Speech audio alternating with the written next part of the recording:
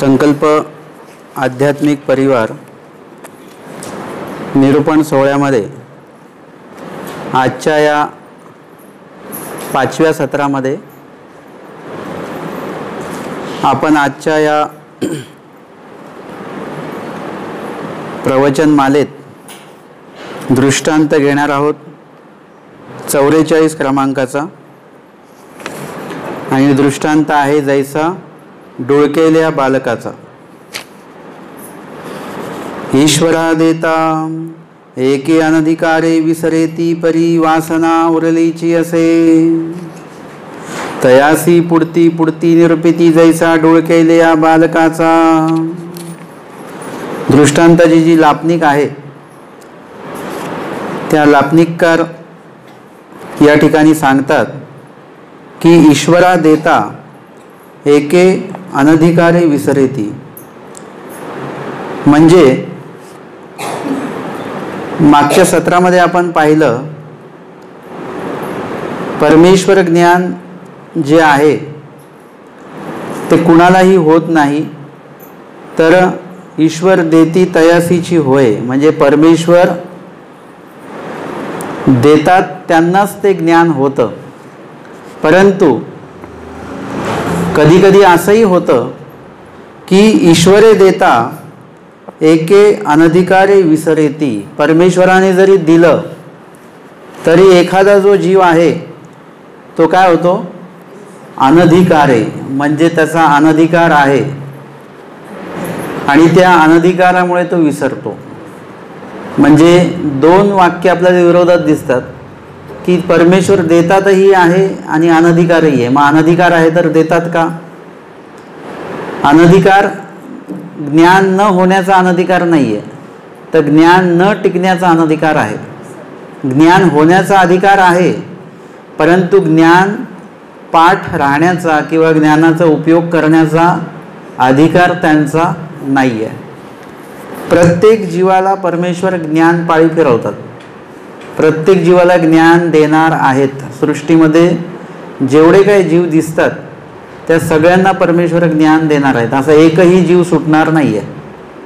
आपणच काही वेगळे जीव आहोत अशातला भाग नाही। आपल्याला असं वाटतं की यांना ज्ञान ऐकवायचं नाही, त्यांना ज्ञान ऐकवायचं नाही, पण परमेश्वर कधी ना कधी त्यांना ज्ञान देणार आहेत। जेव्हा स्वामी म्हणतात तुम्ही मुंगी विरू न चिंतावे, परंतु आपल्याला ते वचन पाळता येतं का? पाळता येत नाही। आपल्याकडनं मुंगीचं वैरत्व अनेक वेळा चिंतिलं जातं। म्हणजे मी नेहमी सांगतो असं की असं मुंगी असा प्राणी आहे, म्हणजे तुम्ही जर का मुंगीला कुठेही बघितलं तुम्हाला आनंद होतो का? बरं झालं मुंग्या लागल्या त्या, असं वाटतं तुम्हाला? कधीच नाही। मुंगी असा प्राणी आहे तो कुठेही दिसला तरी अरे बापरे मुंग्या लागल्यात काय, म्हणजे ह्या कुठेही वस्तू ठेवा या मुंग्या लागतातच म्हणून आपण बोलतो त्या मुंग्यांना। म्हणजे मुंगीचं वैरत्व देवाला माहिती आहे की ते कधीच असं नाही, मुंगीशी मित्रत्व कधी नसतं। एरवी समजा आपण कुत्र्यांना घाबरतो पण कुत्रा पाळतो सुद्धा। मांजरीला समजा घाबरत असलो तरी मांजर पाळतो सुद्धा, परंतु मुंगी पाळतो का आपण कधी? लोक मधमाशा पाळतात, जे मधाचा व्यापार करतात ते, परंतु कोणीतरी मुंगी पाळली का आतापर्यंत? नाही, मुंगी कोणी पाळत नाही, कारण मुंगीशी वैरत्व आहे। आणि स्वामी सांगतात की ज्या मुंगीशी तुमचं वैरत्व आहे त्या मुंगीचं वैरत्व चिंतू नका। मुंगी विरू न चिंतावे, म्हणजे मुंगीबद्दल वाईट चिंतन करू नका। मुंगी ही सर्वार्थाने तुम्हाला कुठेच उपयोगाची नाही आहे। मुंगीचा तुम्हाला आयुष्यामध्ये काहीच फायदा नाही आहे तरी सुद्धा, आणि मुंगीचं जे आहे आपल्याला जर का मुंगी आपल्या संपर्कात आली तर ती नुकसानच करणार आहे आपलं। मुंगी कधी आपला फायदा करणार नाही, नुकसानच करणार आहे। तर अशा मुंगीचं सुद्धा वैरत्व चिंतायचं नाही, जिचा आपल्याला काही फायदा नाही, जिच्यामुळे आपलं नुकसानच नुकसान आहे, अशा मुंगीचं सुद्धा वैरत्व चिंतायचं नाही। आता हे शक्य आहे का? आपल्याला नको असलेला माणूस दिसला तर काय होतं, तो तिकडून लांबून जरी जात असला तरी आपण काय म्हणतो दिसलं तोंड्यांचं, म्हणजे इतकं एखाद्याशी वैर आपण जेव्हा करतो तेव्हा ते इतक्या टोकाचं करत असतो, परंतु स्वामींचं हे वचन तुम्हाला कधी पाळता येईल माहिती आहे? तुम्हाला मुंगी दिसली काय, तुम्हाला मच्छर चावला काय, किंवा तुम्हाला कोणीही उपद्रव दिला काय, तुम्हाला कोणी त्रास दिला काय, तरी सुद्धा तुम्हाला त्या माणसाविषयी कुठल्याही प्रकारे वैरत्व तुमच्या मनात येणार नाही. किंवा स्वामी सांगतात की तुम्हा मारिता पूजिता समान व्हावा किंगा. हे वचन आता तुम्ही कसं काय पाळणार? तुम्हाला शिव्या देऊन जाणाऱ्या माणसाबद्दल तुम्ही समान चिंतत्व कसं करणार की बाबा हा आपल्या पूजित्या समानच आहे, आपल्याला जे मानणारे लोक आहेत त्यापैकीच हा एक आहे, जो त्यांना तुम्ही मान देता तो ह्याला सुद्धा तुम्ही मान कसा काय देणार? शक्यच नाही आहे. परंतु जेव्हा तुम्ही ब्रह्मविद्या ज्ञान आचरायला लागता आणि तुम्हाला परमेश्वराच्या सृष्टी रचनेबद्दल जेव्हा एकंदरीत कळतं तुम्हाला की नेमकं ही सृष्टी रचना म्हणजे काय आहे, कशासाठी आहे आणि कुणासाठी आहे, हे जेव्हा तुम्हाला व्यापकत्वाच्या दृष्टीने जेव्हा कळतं त्यावेळेस तुम्ही मुंगी विरू चिंतने तुमचं आपोआप बंद होईल. तुम्हाला त्रास देणारे जे लोक आहेत त्या लोकांविषयीचं वाईट चिंतन जे आहे ते तुमचं आपोआपच बंद होणार. कारण की तुमच्या लक्षात येईल की आत्ता जे आपल्याला मुंग्या दिसतात, पशु प्राणी जे दिसतात, अन्य लोक जे दिसतात, हे सगळे आपण एकेकाळी कुठे होतो? एकेकाळी तमामध्येच होतो, एकाच कॉलनीत राहत होतो. आत्ता आपण यवतमाळ जिल्हा, अमरावती जिल्हा, मुंबई असं इकडे तिकडे गेलो होतो आपण. पण एक काळ असा होता की आपण सगळे एकाच कॉलनीत राहत होतो, त्याचं नाव होतं तम. आणि एक वेळ अशी येणार आहे, उशीर आहे त्याला, पण एक वेळ अशी येणार आहे की सगळे आपण एकाच ठिकाणी असणार आहोत. कुठे? परमेश्वर प्राप्तीमध्ये. जेव्हा सगळ्या जीवांचा उद्धार होईल तेव्हा कुठे असू आपण?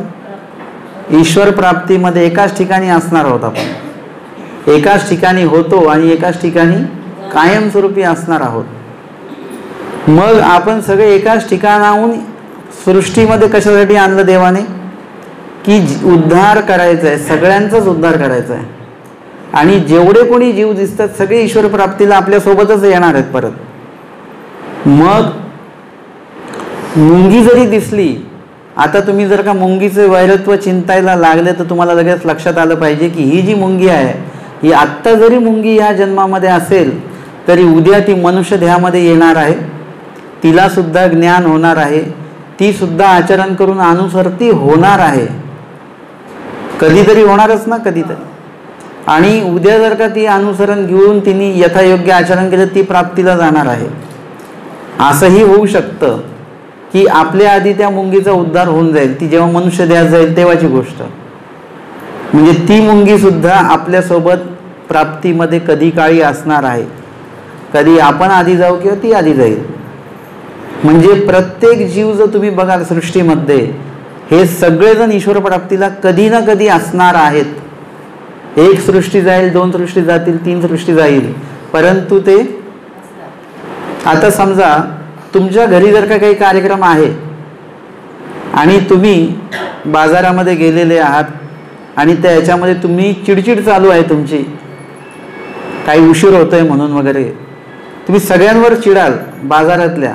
पण जर का तुमच्या लक्षात आलं की हे व्यक्ती जे आहेत ही फॅमिली आपल्या घरी येणार आहे बरं का कार्यक्रमाला, असं जर का कळलं, तुम्ही त्यांच्यावर चिडाल का?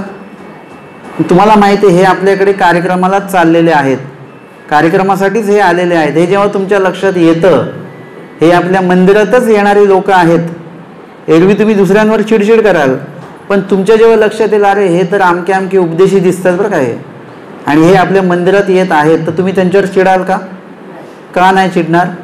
कारण हे आपल्या मंदिरात येणार आहेत, हे आपल्या घरी कार्यक्रमाला येणार आहेत, हे पोथीला येणारे लोक आहेत. हे जेव्हा लक्षात येईल तेव्हा आपण त्यांच्यावर अजिबात चिडणार नाही. तसं जेव्हा तुम्हाला कळणार आहे की ही मुंगी सुद्धा, हिची सुद्धा प्राप्ती होणार आहे, प्रत्येक प्राणी आहे, प्रत्येक मनुष्य जीव आहे, या सगळ्यांचा उद्धार होणार आणि सगळे ईश्वर प्राप्तीला जाणार. या प्रत्येकांकडे काही ना काही कणव असणार आहे. काहींनी डांगरेशांना कुत्रा म्हणून बघितलं, परंतु डांगरेशांची जी काही समर्पण आहे, डांगरेशांचं जे काही स्वामींच्या सोबतचं जे वागणं आहे ते बघितल्यानंतर आपण इतके असं वाटतं आपण अजून कुठल्याच ह्याच्यामध्ये नाही, म्हणजे डांगरेशांसारखं सुद्धा नाही, आपण त्या सशासारखं सुद्धा नाही आहे.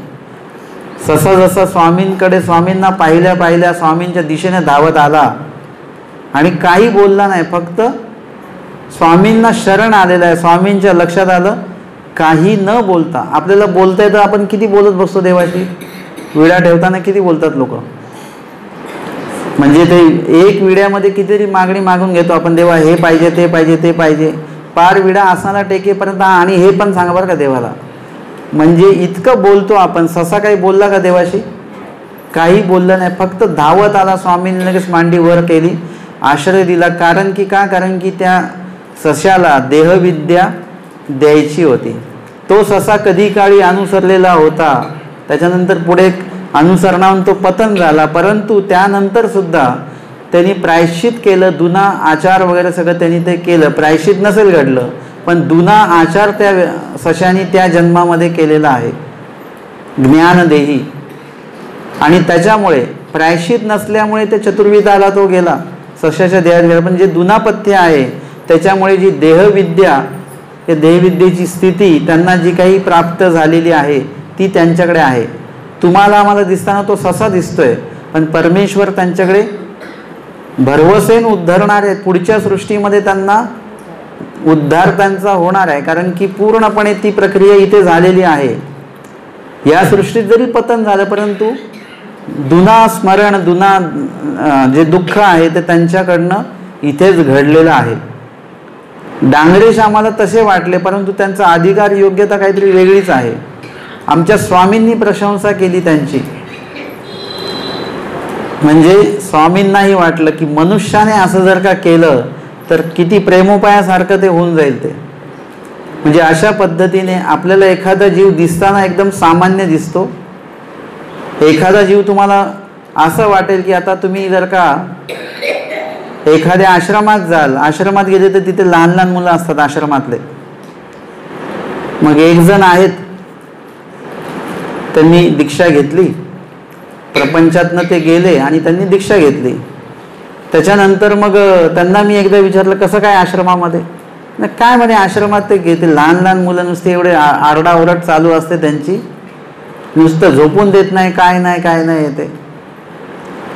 म्हटलं अहो ते लहान लहान आहेत मुलं, आत्ताच त्यांचं खेळण्याचं वय आहे. जरी ती आश्रमातली मुलं म्हणजे का त्यांनी देवासारखं एकदम गपचूप बसून राहावं का असं, त्यांचं ते वय आहे. आमचे स्वामीसुद्धा चांगदेव भटांना खेळायला पाठवतात वगैरे, म्हणजे स्वामीसुद्धा त्यांच्या त्या वयाचा विचार करतात. आज ज्या लहान मुलांवर तुम्ही चिडताय, उद्या त्यातलाच एखादा मुलगा काय होईल, अभ्यास होईल, त्याचा अभ्यास होऊन तो अनुसरण घेईल, तो काहीतरी निरूपक होईल, प्रवाचक होईल, अनेकांना धर्माला निमित्त होईल, एखाद्या मार्गाचे ते अधिकरणसुद्धा होऊ शकतो तो व्यक्ती. मग तुम्ही म्हणाल अरे लहानपणी किती मस्ती करायचे, हे आज अधिकरण आहेत. म्हणजे कुठला जीव कुठल्या योग्यतेचा असेल, कुठला जीव कुठल्या पात्रतेचा असेल हे तुम्हाला आत्ता नाही कळत. एखादा माणूस दारुड्या असतो आणि अचानक त्याचा उपदेश होऊन जातो, त्याचा अभ्यास होतो, त्याच्यानंतर ते काही आचरण तो करतो, तो वासनिक होतो, तो अनुसरतो, आणि मग आपण बोलतो अरे बापरे, हे आपण म्हणजे आपल्या मागे होता कितीतरी माणूस, आपल्या कितीतरी पुढे निघून गेला, आपण अजून इथेच बसलो आणि हा माणसाचं अनुसरण होऊन गेलं. एक फॅमिली मी बघितलेली, म्हणजे तो जो व्यक्ती होता तो उपदेशी, त्याचं घर उपदेशी, आणि त्यांनी लग्न ज्या व्यक्तीसोबत केलं ती अन्य बाई होती. नंतर काय झालं की त्याच्या त्या देवधर्मामुळे त्याच्या पत्नीने उपदेश घेतला, पत्नीच्या आई वडिलांनी म्हणजे याच्या सासू सासऱ्यांनी पण उपदेश घेतला, आणि ते एवढे पुढे गेले, त्याचे सासू सासरे एवढे पुढे गेले की त्यांनी दीक्षा घेतली, आश्रमामध्येच राहिले, परत काही घरी गेले नाही, आश्रमातच सरले. त्यांचा जावई मला सांगत होता की आमच्यामुळे यांना उपदेश, म्हणजे आधी आम्ही उपदेशी होतो, नंतरही उपदेशी झाले, यांना धर्माचं काही माहिती सुद्धा नव्हती, पण आज परिस्थिती अशी, हे माझ्याही कितीतरी पुढे निघून गेले, यांचं अनुसरण झालं, आम्ही घरीच बसलेलो आहोत. माझे आई वडील त्यांना आधीचा उपदेश होता ते पण घरीच आहेत, आणि ह्यांना नंतर उपदेश झाला, यांची दीक्षा सुद्धा होऊन गेली. म्हणजे कुठला जीव कुठल्या योग्यतेचा असू शकतो हे आपल्याला कळत नाही. मग तुम्ही कोणाशीही वैरत्व चिंतितांना, कुणाबद्दलही वैरत्व चिंतितांना तुम्हाला हा विचार आला पाहिजे की खरोखर ह्याचं जर का काही कणव असेल तर, म्हणजे एखाद्या माणसाची आपण दुश्मनी करून घ्यायची आणि उद्या तो निवडणुकीत उभा राहिला आणि झाला मंत्री, मग होऊ शकतो की नाही? मग त्याची आणि आपलं वैरत्व किती महागात पडेल? आपल्याला परवडेल का त्याच्याशी वैरत्व? म्हणजे तो मोठा होऊ शकतो. हे झालं व्यवहारिक. आपल्याला व्यवहारिक नाही बघायचं, आपल्याला आध्यात्मिक बघायचं, आपल्याला तात्विक रूपाने बघायचं आहे. जर का आपण एखाद्याला त्रास दिला आणि उद्या तो योग्य पात्रतेचा असेल, चांगल्या पात्रतेचा असेल आणि उद्या त्याचं वासनिक झाला, अनुसरलेला जर का झाला, देहक्षेपला, तर त्याच्याशी केलेलं वैरत्व कुठे फेडायचं आपण? म्हणजे ते खूपच महागात पडणार आहे. सृष्ट्यानसृष्टी चालेल, व्यावहारिक जी दुश्मनी आहे तुमची ती फक्त याच जन्मात चालेल. परंतु आध्यात्मिक जर का आपण एखाद्याशी वैर केला आणि तो योग्यतेचा निघाला, तर ते वैरत्व कितीतरी दिवस, म्हणजे त्याचा प्रसव तुम्हाला मोडावा लागेल. नाही मोडला तर ते पुढील सृष्टी तो दोष उद्भवेल. इतकं ते लांब लांबपर्यंत तो प्रसव चालत जात असतो. एकेकाळी आमचे माहीम हे होते, भटोबास होते. कसे होते ते? त्यांना बघून लोक घाबरत होते. तेच भटोबास, म्हणजे त्यांचा आवाज ऐकला की लोक घाबरायचे. आणि तेच भटोबास स्वतःला त्यांनी एवढं बदलवलं की त्यांचा आवाज ऐकून एखादं रडणारं बालक असेल ते सुद्धा शांत होऊन जायचं. एवढा बदल. स्वामी महादाईला म्हणतात, तुम्ही या ते पुरीकर नागदेव ऐसे ना म्हणजे हा येथीची जवळी की आनोनी आन झाला असे. आता हे सगळ्यांच्या म्हणजे आमच्या कक्षेमध्ये आलेत पूर्णपणे. देवाने एवढं मनावर घेतलं भटोबासांना आणि सांगतात येथूनही तुम्हा स्थित्यंतर किंगा, आणि कोण भटोबास, कसे होते आणि कसे झाले. स्वामी म्हणतात वा नरा, असं स्वामी म्हणतात त्यांच्याबद्दल. म्हणजे ही पात्रता असते की कुठली पात्रता कुठे कोणाला घेऊन जाईल सांगता येत नाही. आपल्याला कुणाचीही पात्रता माहिती नाहीये. आपल्याला असं वाटतं की आपणच योग्य आहोत, मी बरोबरच आहे. प्रत्येकाची भूमिका हीच असते की मीच बरोबर आहे, मी बरोबर आहे आणि समोरचा ठीक आहे. आपण त्याला चुकीचं जरी नाही म्हटलं तरी ठीक आहे, पण मी चांगलाच आहे, मी ठीक आहे नाही. परंतु कधी कधी असं असतं की समोरचा व्यक्ती आपल्यापेक्षा पण योग्यतेचा असू शकतो. मग जर का ह्या गोष्टी तुम्ही ह्या गोष्टी जर का चिंतन केलं ना, तर मग तुम्ही कुणाचंही वैरत्व चिंतताना, कुणाचीही निंदा करताना किंवा कुणाबद्दलही वाईट बोलताना तुम्ही 10 वेळा विचार कराल की आपण याच्याविषयी बोलून तर जाऊ, परंतु हा योग्य पात्रतेचा असेल तर, अधिकाराचा असेल तर मग नको बोलायला. असं जर का एक माहोल तुमच्या मनामध्ये तयार झाला, तुमच्या वागणुकीत तयार झाला, तर मग तुम्ही कोण व्हाल? स्वामींचं प्रिय वक्ती व्हावे हे वचन तेव्हाच पाळता येईल, तोपर्यंत तुम्हाला पाळता येणार नाही. प्रिय वक्ती व्हावे म्हणजे नेमकं काय? सगळ्यांशी बोलताना इतकंच गोड बोलायचं आहे, इतकं व्यवस्थित, म्हणजे गोडगोड नाही बोलायचं बरं का. गोडगोड म्हणजे कामापुरतं आपण जसं बोलतो तसं नाही. आपल्या बोलण्यामध्येच माधुर्य असलं पाहिजे की ऐकणाऱ्याने असं ऐकलं की त्याला शांतता वाटली पाहिजे, त्याला बरं वाटलं पाहिजे. बघा बहुतांशी असं असतं की कधी कधी आपण अधिकरणांपुढे काही गोष्टी मांडतो आणि ते आपल्याला 2-4च वाक्य आपल्याशी ते बोलतात, जास्त बोलत नाही.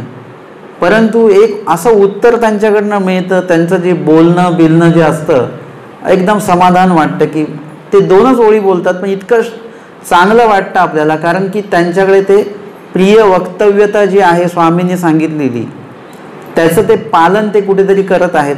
मुखामध्ये ते इतर गोष्टी त्यांच्या मुखामध्ये चघळत नाहीत, ते दोषयुक्त गोष्टी बोलत नाहीत, गुणयुक्त गोष्टी बोलतात. ती साधना त्यांनी मुखाची साधना केलेली आहे. प्रत्येक गोष्टीची साधना आहे, पायाची साधना आहे. म्हणजे तुम्ही अटनाधिक्रमे चालता ही पायाची साधना आहे तुमच्या. तुम्ही सगळं करताय, परंतु तुम्ही म्हटलं आपल्याला काय पायाने चालता येत नाही, पाय दुखतात आपले. चांगले चांगले लोक म्हणतात पाय दुखतात माझे, म्हणजे ईश्वरा संबंधित त्यांची पायांची साधना ही कमी आहे. किंवा सेवा करतायत, मंदिर पुसून काढायचं आहे, आपले हात दुखून येतात, म्हणजे हाताची साधना कमी आहे. काही वाचायला सांगितलं तर डोळे दुखतात, म्हणजे डोळ्यांची साधना आपली कमी आहे. काय ऐकायचं म्हटलं तर आपल्याला ऐकूच येत नाही. निरूपण चालू आहे, आपलं मन इकडे तिकडे भटकतं आहे, आणि मग थोड्यानी 5-10 मिनिटांनी परत येतो आपण, काहीतरी चालू आहे निरूपण. म्हणजे आमची कानाची साधना सुद्धा कमी आहे. आणि एकंदरीतच आपली मनाची साधना कमी जर का असेल तर आपण ईश्वरपैकीच्या सगळ्याच कार्याला निष्क्रिय ठरतो. जोपर्यंत तुम्ही मनावर घेत नाही एखादी गोष्ट, तोपर्यंत तुम्ही काहीच करू शकत नाही.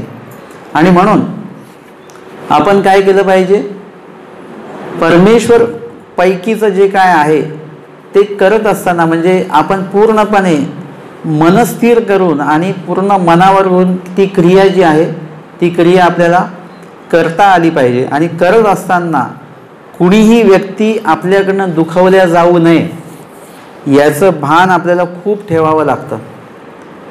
हे सगळं भान ठेवून तुम्ही बोलत असाल, करत असाल, तर तुमच्या त्या मुखामध्ये ती साधनेची तपश्चर्या जी आहे ही तपश्चर्या तुम्हाला साधल्या जाईल आणि तुमच्या मुखातनं कधीही वाईट निघणार नाही, चांगलं निघणार.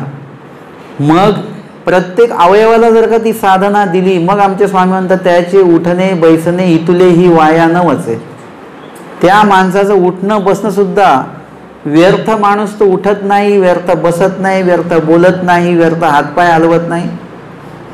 किंवा त्यांनी व्यर्थ म्हणून जरी हलवलं ते हातपाय किंवा व्यर्थ म्हणून जरी तो बोलला ती व्यक्ती, तरी त्यांच्या हालचालीतनं किंवा मुखातनं वाईट असं काहीच होत नाही. ते जर का उठून चालले तर चालण्यामध्ये सुद्धा आटन होऊन जातं त्यांच्या. ते जर का काही बोलले, आता सगळेजण बोलतायत म्हणून आपण काहीतरी बोलावं म्हणून जर का ते बोलले जरी, तरी त्याच्यातनं निंदात्मक काही निघत नाही, ईश्वरपैकीच काहीतरी निघतं आणि समोरच्याला उपरती होऊन जाते. म्हणजे ते म्हणतात अहो बोला, तुम्ही काय बोला, काय करायचं कसं. ती व्यक्ती म्हणते की बघा आपण तर काय करू शकत नाही, सगळं परमेश्वराच्या हातात आहे, आपण उभं राहायचं आहे, सगळं परमेश्वर करून घेणार आहे. एवढंच वाक्य ती व्यक्ती बोलते आणि सगळ्यांना काय होतं, आधार वाटतो. अरे हो, हे तर देवाने सांगितलेलंच आहे, परमेश्वर सगळं करून घेणार आहे, चला परमेश्वर आहेत आपल्या मागे. म्हणजे त्यांचं नुसतं एक वाक्य सुद्धा सगळ्यांना बळ देणारं ठरतं. मग ही व्यक्ती जेव्हा बोलते त्यावेळी सुद्धा एक त्यांच्यामध्ये बोलण्यामध्ये संयम असतो. अशा पद्धतीने आपण प्रत्येकाविषयी एक त्यांना न दुखवता ते कार्य आपण बरोबर करत असतो. तर या ठिकाणी आपला अनधिकार म्हणजे आपला जो अधिकार आहे तो अधिकार आपल्याला घडवता आला पाहिजे, त्या अधिकारानुरूप आपल्याला वागता आलं पाहिजे आणि अजून तो अधिकार वाढवता सुद्धा आला पाहिजे. आणि तुमचा जर का अधिकार असेल तर परमेश्वर तुम्हाला ते दातृत्व देतात. म्हणजे आपल्याकडे ती जर का कुवत असेल, ती क्षमता असेल, तो ज्ञानाधिकार असेल, तर मग परमेश्वर आपल्याला ते ज्ञान देतात सुद्धा. परंतु ते ज्ञान घेण्याची योग्यता आपली आहे, पण टिकवण्याची योग्यता नाही आहे. छर्दोबांकडे ज्ञान घेण्याची योग्यता होती, घृणा जिंकण्याची योग्यता होती, परंतु आचरण टिकवण्याची योग्यता त्यांच्याकडे कदाचित नव्हती. तो अनधिकार त्यांनी जोडून ठेवलेला होता. त्याच्यामुळे काय झालं, धर्मापासून ते गेले, येथीचे नामही नाही इथपर्यंत ते आलं. म्हणजे ही काय आहे, अधोगती आहे. एक गोष्ट भेटण्याचा अधिकार आणि एक गोष्ट न टिकवण्याचा अनधिकार आपल्याला असतो.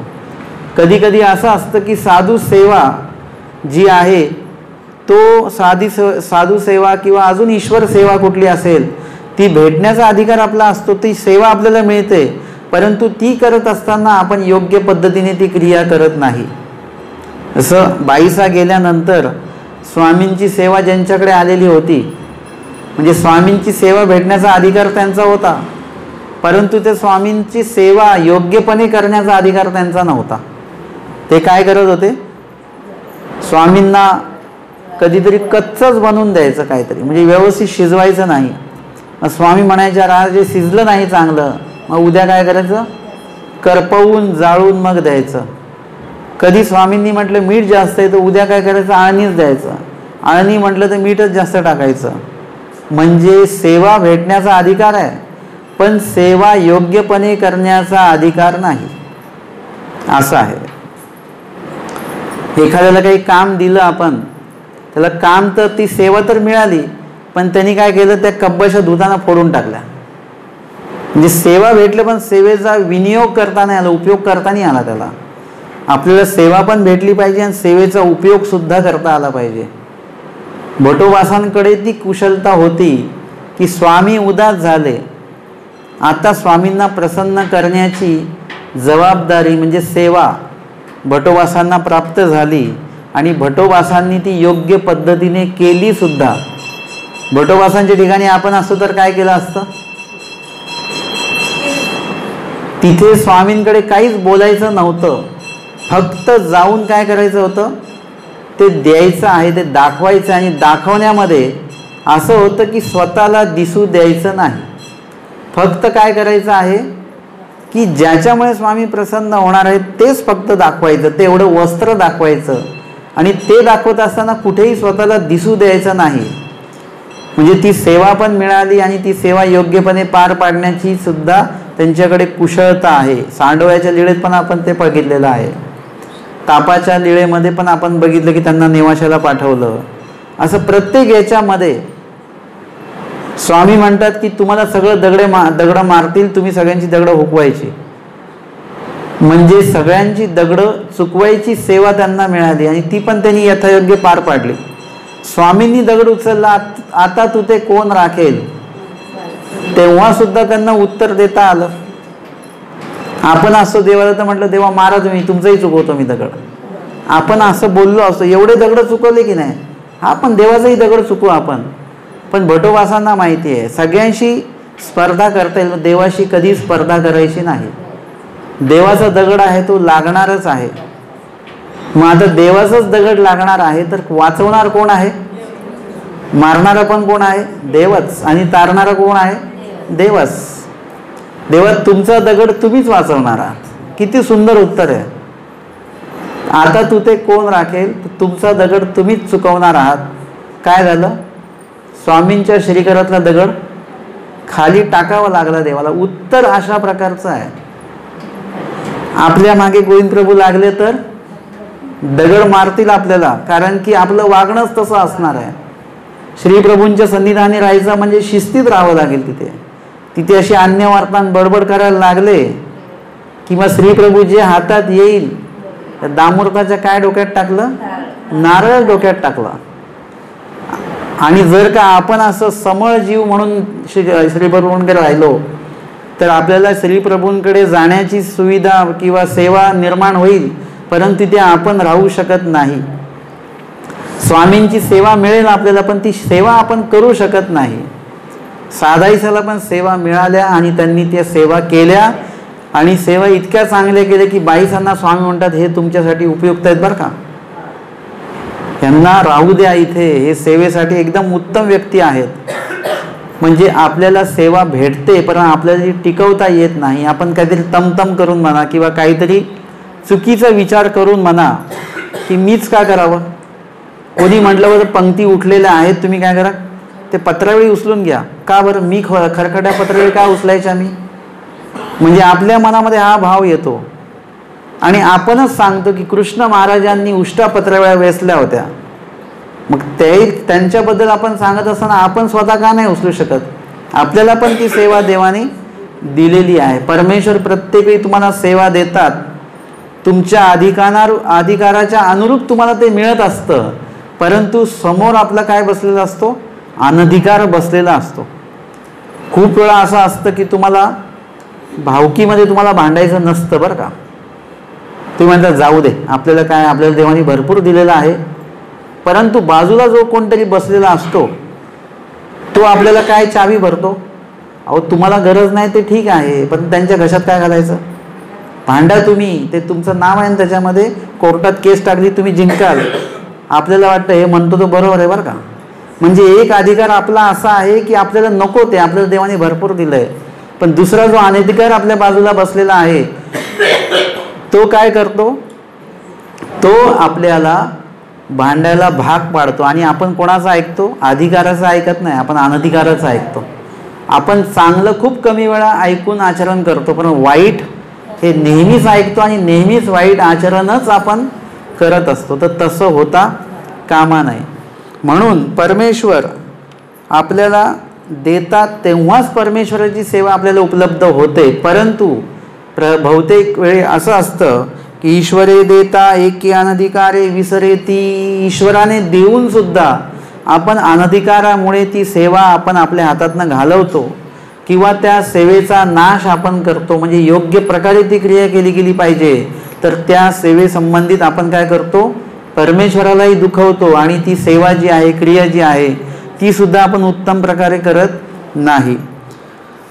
परिवासना उरलीची असे, परंतु तुम्ही जरी अनधिकाराने ते घालवलं तरी परमेश्वराची वासना जी आहे, ईश्वराची जी प्रवृत्ती जी आहे ती तुमच्याविषयी तशीच टिकून राहते.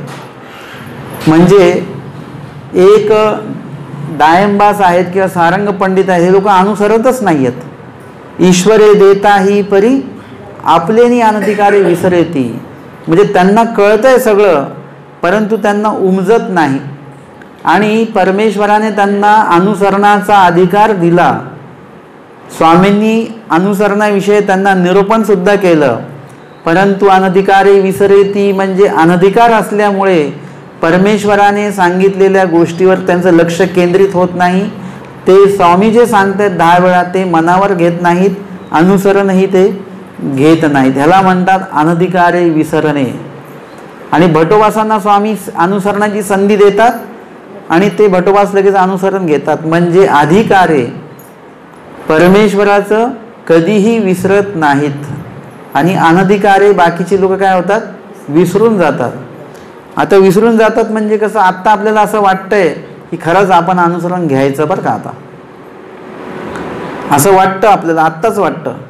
परंतु काल सांगितल्याप्रमाणे एक थोडं प्रवचन संपलं आपलं की मग तुम्ही इकडे उठलात, या जागेवरून उठलात की विषय संपला.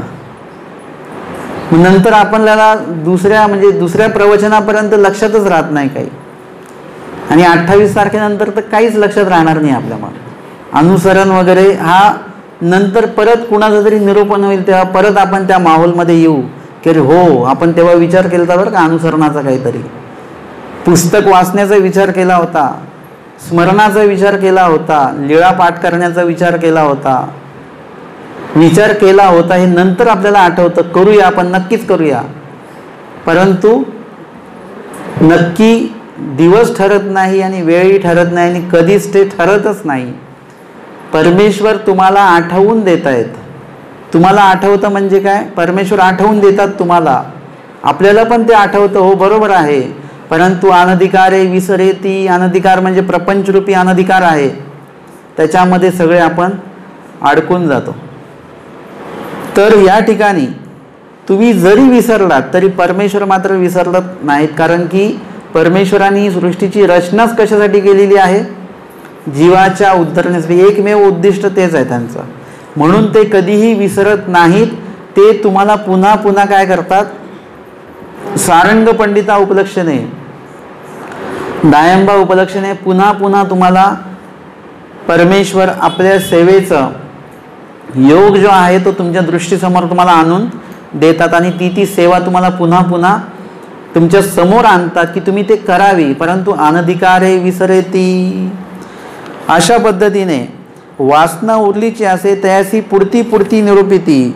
म्हणजे एखाद्याने जरी परी वासना उरलीची असे, म्हणजे कुणाची, जो जीव आहे त्याची, की परमेश्वराने त्याला देऊ इच्छिलं परंतु तो अनधिकारे तो विसरला, परंतु त्याच्या मनामध्ये आहे बरं का की अनुसरण घ्यायचं होतं बरं का, पण आपण घेतलं नाही, पण घेऊ अशी त्याची वासना उरलीची असे, अशा जीवाला परमेश्वर काय करतात, पुढती निरूपिती. म्हणजे देवाला वाटतं बरं का की हा घेऊ शकतो, हा उल्लेख करतो मध्ये मध्ये कधी असं काहीतरी भांडण झालं, घरातले लोक एकदम परके वाटायला लागतात, मग वाटतं की जावं देवाकडे, देवाशिवाय कुणी नाही असं वाटतं आणि देवाला वाटतं अरे हाय बरं का अजून जिवंत आहे, हा अनुसरणार्थी हा जिवंत दिसतोय, हा मेला नाही अजून. म्हणजे ज्या दिवशी तुम्ही म्हणाल की मला कधीच अनुसरण घ्यायचं नाही, असं जेव्हा तुम्ही निश्चित कराल, स्टॅम्प पेपरवर सही कराल तुम्ही की मला अनुसरण घ्यायचं नाही आहे, त्या दिवशी तुम्ही मेलात देवासाठी असं समजून जा. पण जर का तुम्ही आधेमध्ये जरी म्हणत असाल मनापासून बरं का की मला अनुसरण कधीतरी घडावं देवा म्हणून तुम्ही देवाला विनंती करत असाल, तर अशा जीवाला परमेश्वर ज्ञान ऐकण्याचा योग पुन्हा पुन्हा पुन्हा पुन्हा देतात, जेणेकरून त्या जीवाला पुन्हा पुन्हा ज्ञान ऐकण्याची संधी मिळावी. त्या ज्ञानातनं अनुसरण, सेवा, संबंध याबद्दल तुमच्या कानावरती ती, हृदयावरती ती गोष्ट पडत राहावी आणि तुमचा जो अनुसरणाचा जो काही वातावरण आहे तर तसंच बनून राहावं. कधीतरी असं तरी होईल की एखादा जीव अनुसरण घेणार नाही आणि तो मरायला टेकेल, त्यावेळीच त्याला पश्चाताप होऊ शकतो की मी एवढ्या वर्षाचं अनुसरण म्हणतोय परंतु केलं काय, शेवटी मी घरीच बसून राहिलो. काही केलं का घरी बसून? काय झालं? सरकारने काही पेन्शन दिलं आपल्याला घरी राहण्याचं? दीक्षा न घेण्याचे काही पैसे मिळाले आपल्याला? उलट काय झालं? नुकसानच झालं. त्याच्यापेक्षा दीक्षा घेतली असती, अनुसरण घेतलं असतं तर ईश्वराच्या कृपादृष्टीमध्ये काहीतरी आपण राहिलो असतो. म्हणजे एखाद्या व्यक्तीला आपण फोन नाही करत, निरोप आपण फोन करून त्यांनी सांगितलेलं असतं की मला फोन करा बरं का, आपण त्या व्यक्तीला फोन नाही करत, पण आपण काय करतो, मेसेज टाकून देतो. मग तो माणूस म्हणतो का तुम्ही फोन नाही केला? अहो पण तुम्हाला मी मेसेज टाकलाय बरं का. म्हणजे काहीतरी आपण त्या माणसापर्यंत निरोप पोहोचवलाय. जर का आपण फोनही नाही केला आणि मेसेज नाही केला, त्या माणसाला तोंड दाखवू शकतो का आपण? तसं आपण दीक्षाही नाही घेतली आणि अनुसरणही नाही घेतलं, मग देवाला तोंड दाखवण्याच्या आहे का आपण आता योग्य?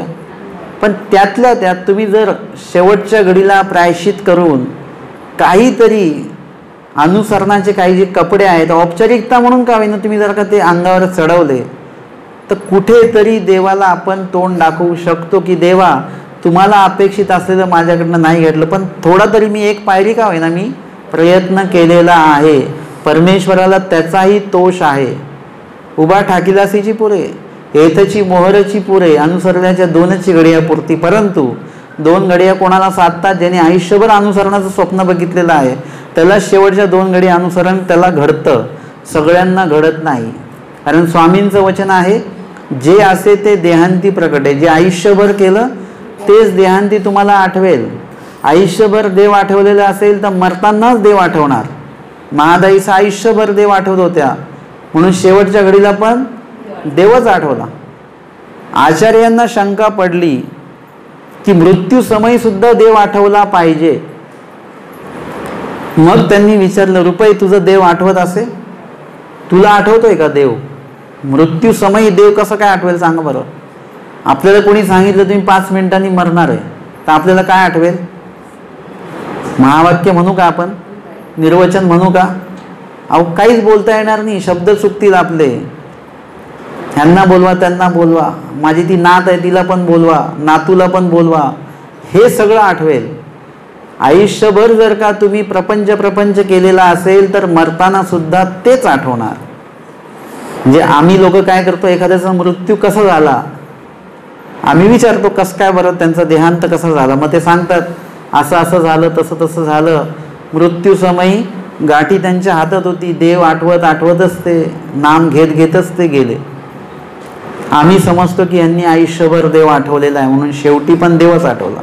ज्यांनी आयुष्यभर प्रपंच केलेला आहे तो माणूस थोडासा शेवटी मरताना देव आठवत नाही त्या व्यक्तीला. एका व्यक्तीला अनुसरण घ्यायचं आहे आणि ते ॲडमिट आहेत.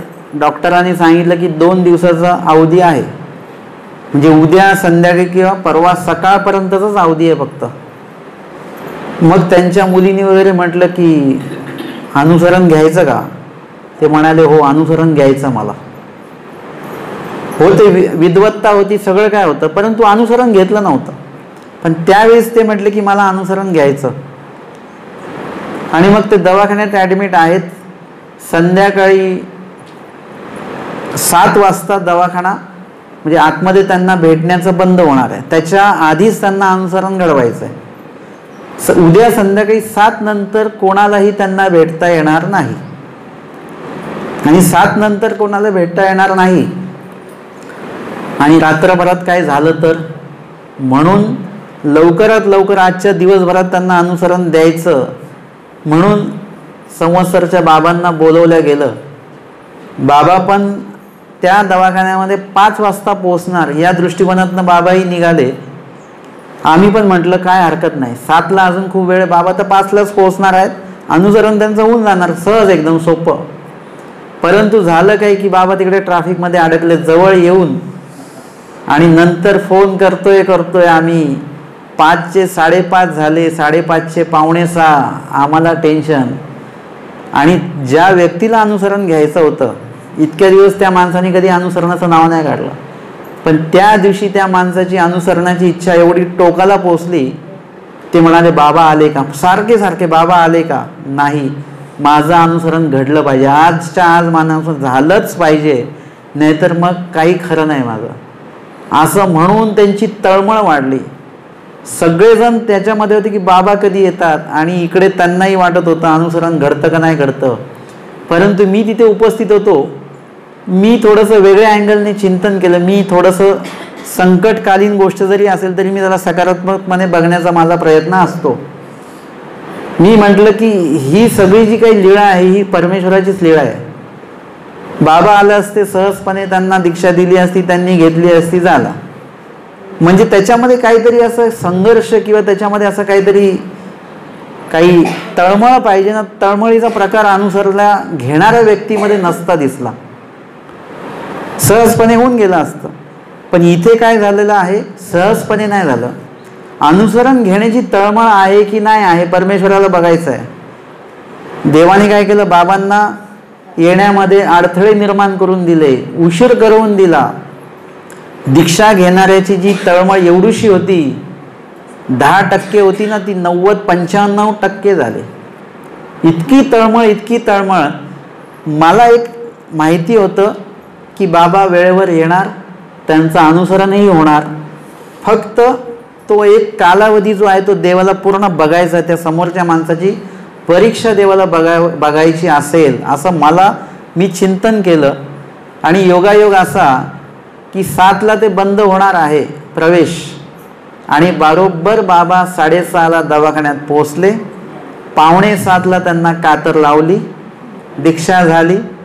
7ला 5 कमी असताना, 10 कमी असताना आम्ही ICUच्या बाहेर येऊन गेलो, झालं अनुसरण त्यांचं. जे अनुसरण घेणारे होते त्यांना इतकं समाधान वाटलं की देवाने माझं अनुसरण घडवलं. भले त्यांच्याकडनं काही आचरण होणार नाही होणार, पण सकाळी जेव्हा त्यांच्या मुलींनी विचारलं, सकाळी ते 3-4 वाजता जागे होते, मुलींनी विचारलं काय आठवत आहे, तर ते बोलले मी शांताबाईसांची लीळा आठवत आहे, त्यांच्या त्यागाची मी लीळा आठवतो आहे. म्हणजे त्यांचं अनुसरण जे आहे ते कुठेतरी काहीतरी लेखी लागलेलं आहे. परमेश्वराला ते तोंड दाखवू शकतात. असं तरी अनुसरण आपल्या आयुष्यामध्ये घडावं. पण ते कधी घडेल, जर का तुम्ही आयुष्यभर तळमळ करत असाल अनुसरणासाठी तर घडेल.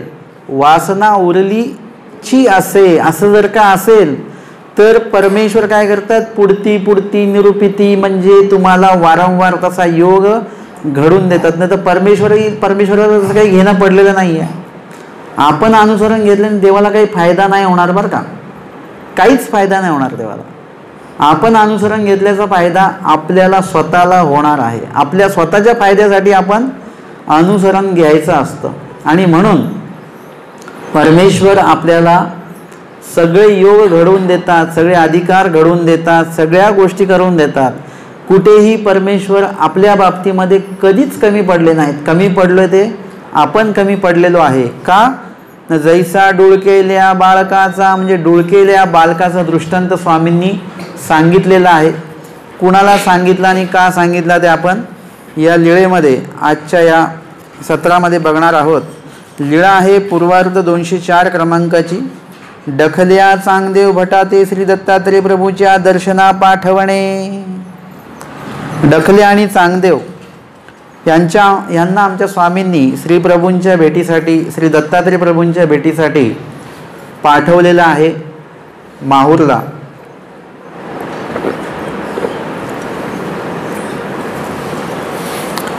मागोते गोसाव्यांसी चतुर्विधाचा मठी अवस्थान झाले. स्वामींचा मुक्काम वेरूळला आहे.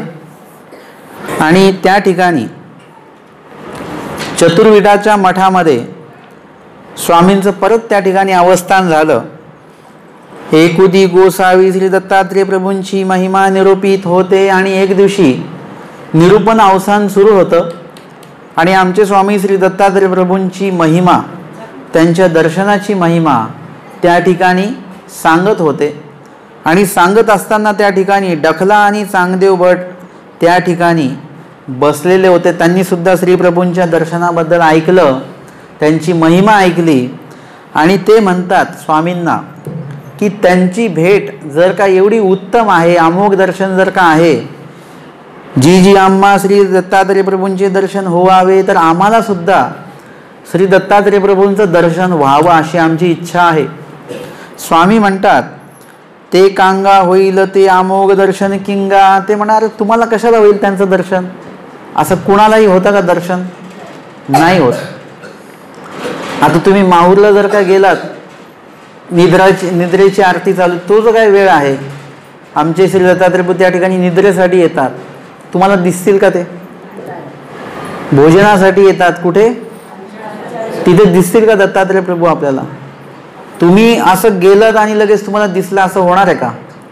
परमेश्वराची भेट आहे ती, आणि ती भेट पण कशी अमोघ आहे, म्हणजे ते तुम्हाला वाया जाणार नाही अशा प्रकारची भेट आहे ती. तुमचा फायदाच त्याच्याने होणार आहे. म्हणजे ती भेट किती महत्त्वाची आहे आणि ती महत्त्वाची भेट होण्यासाठी आपण किती स्वतःला योग्य करून तिथे गेलो पाहिजे हे सुद्धा आपल्याला कळलं पाहिजे. म्हणून स्वामी म्हणतात तुम्हाला का भेट होईल बरं? ते अमोघ दर्शन किंगा, म्हणजे त्यांचं अमोघ दर्शन आहे, साधीसुधी भेट नाही. नाजी गोसावी करीती तरी होईल. ते म्हणतात देवा तसं नाही.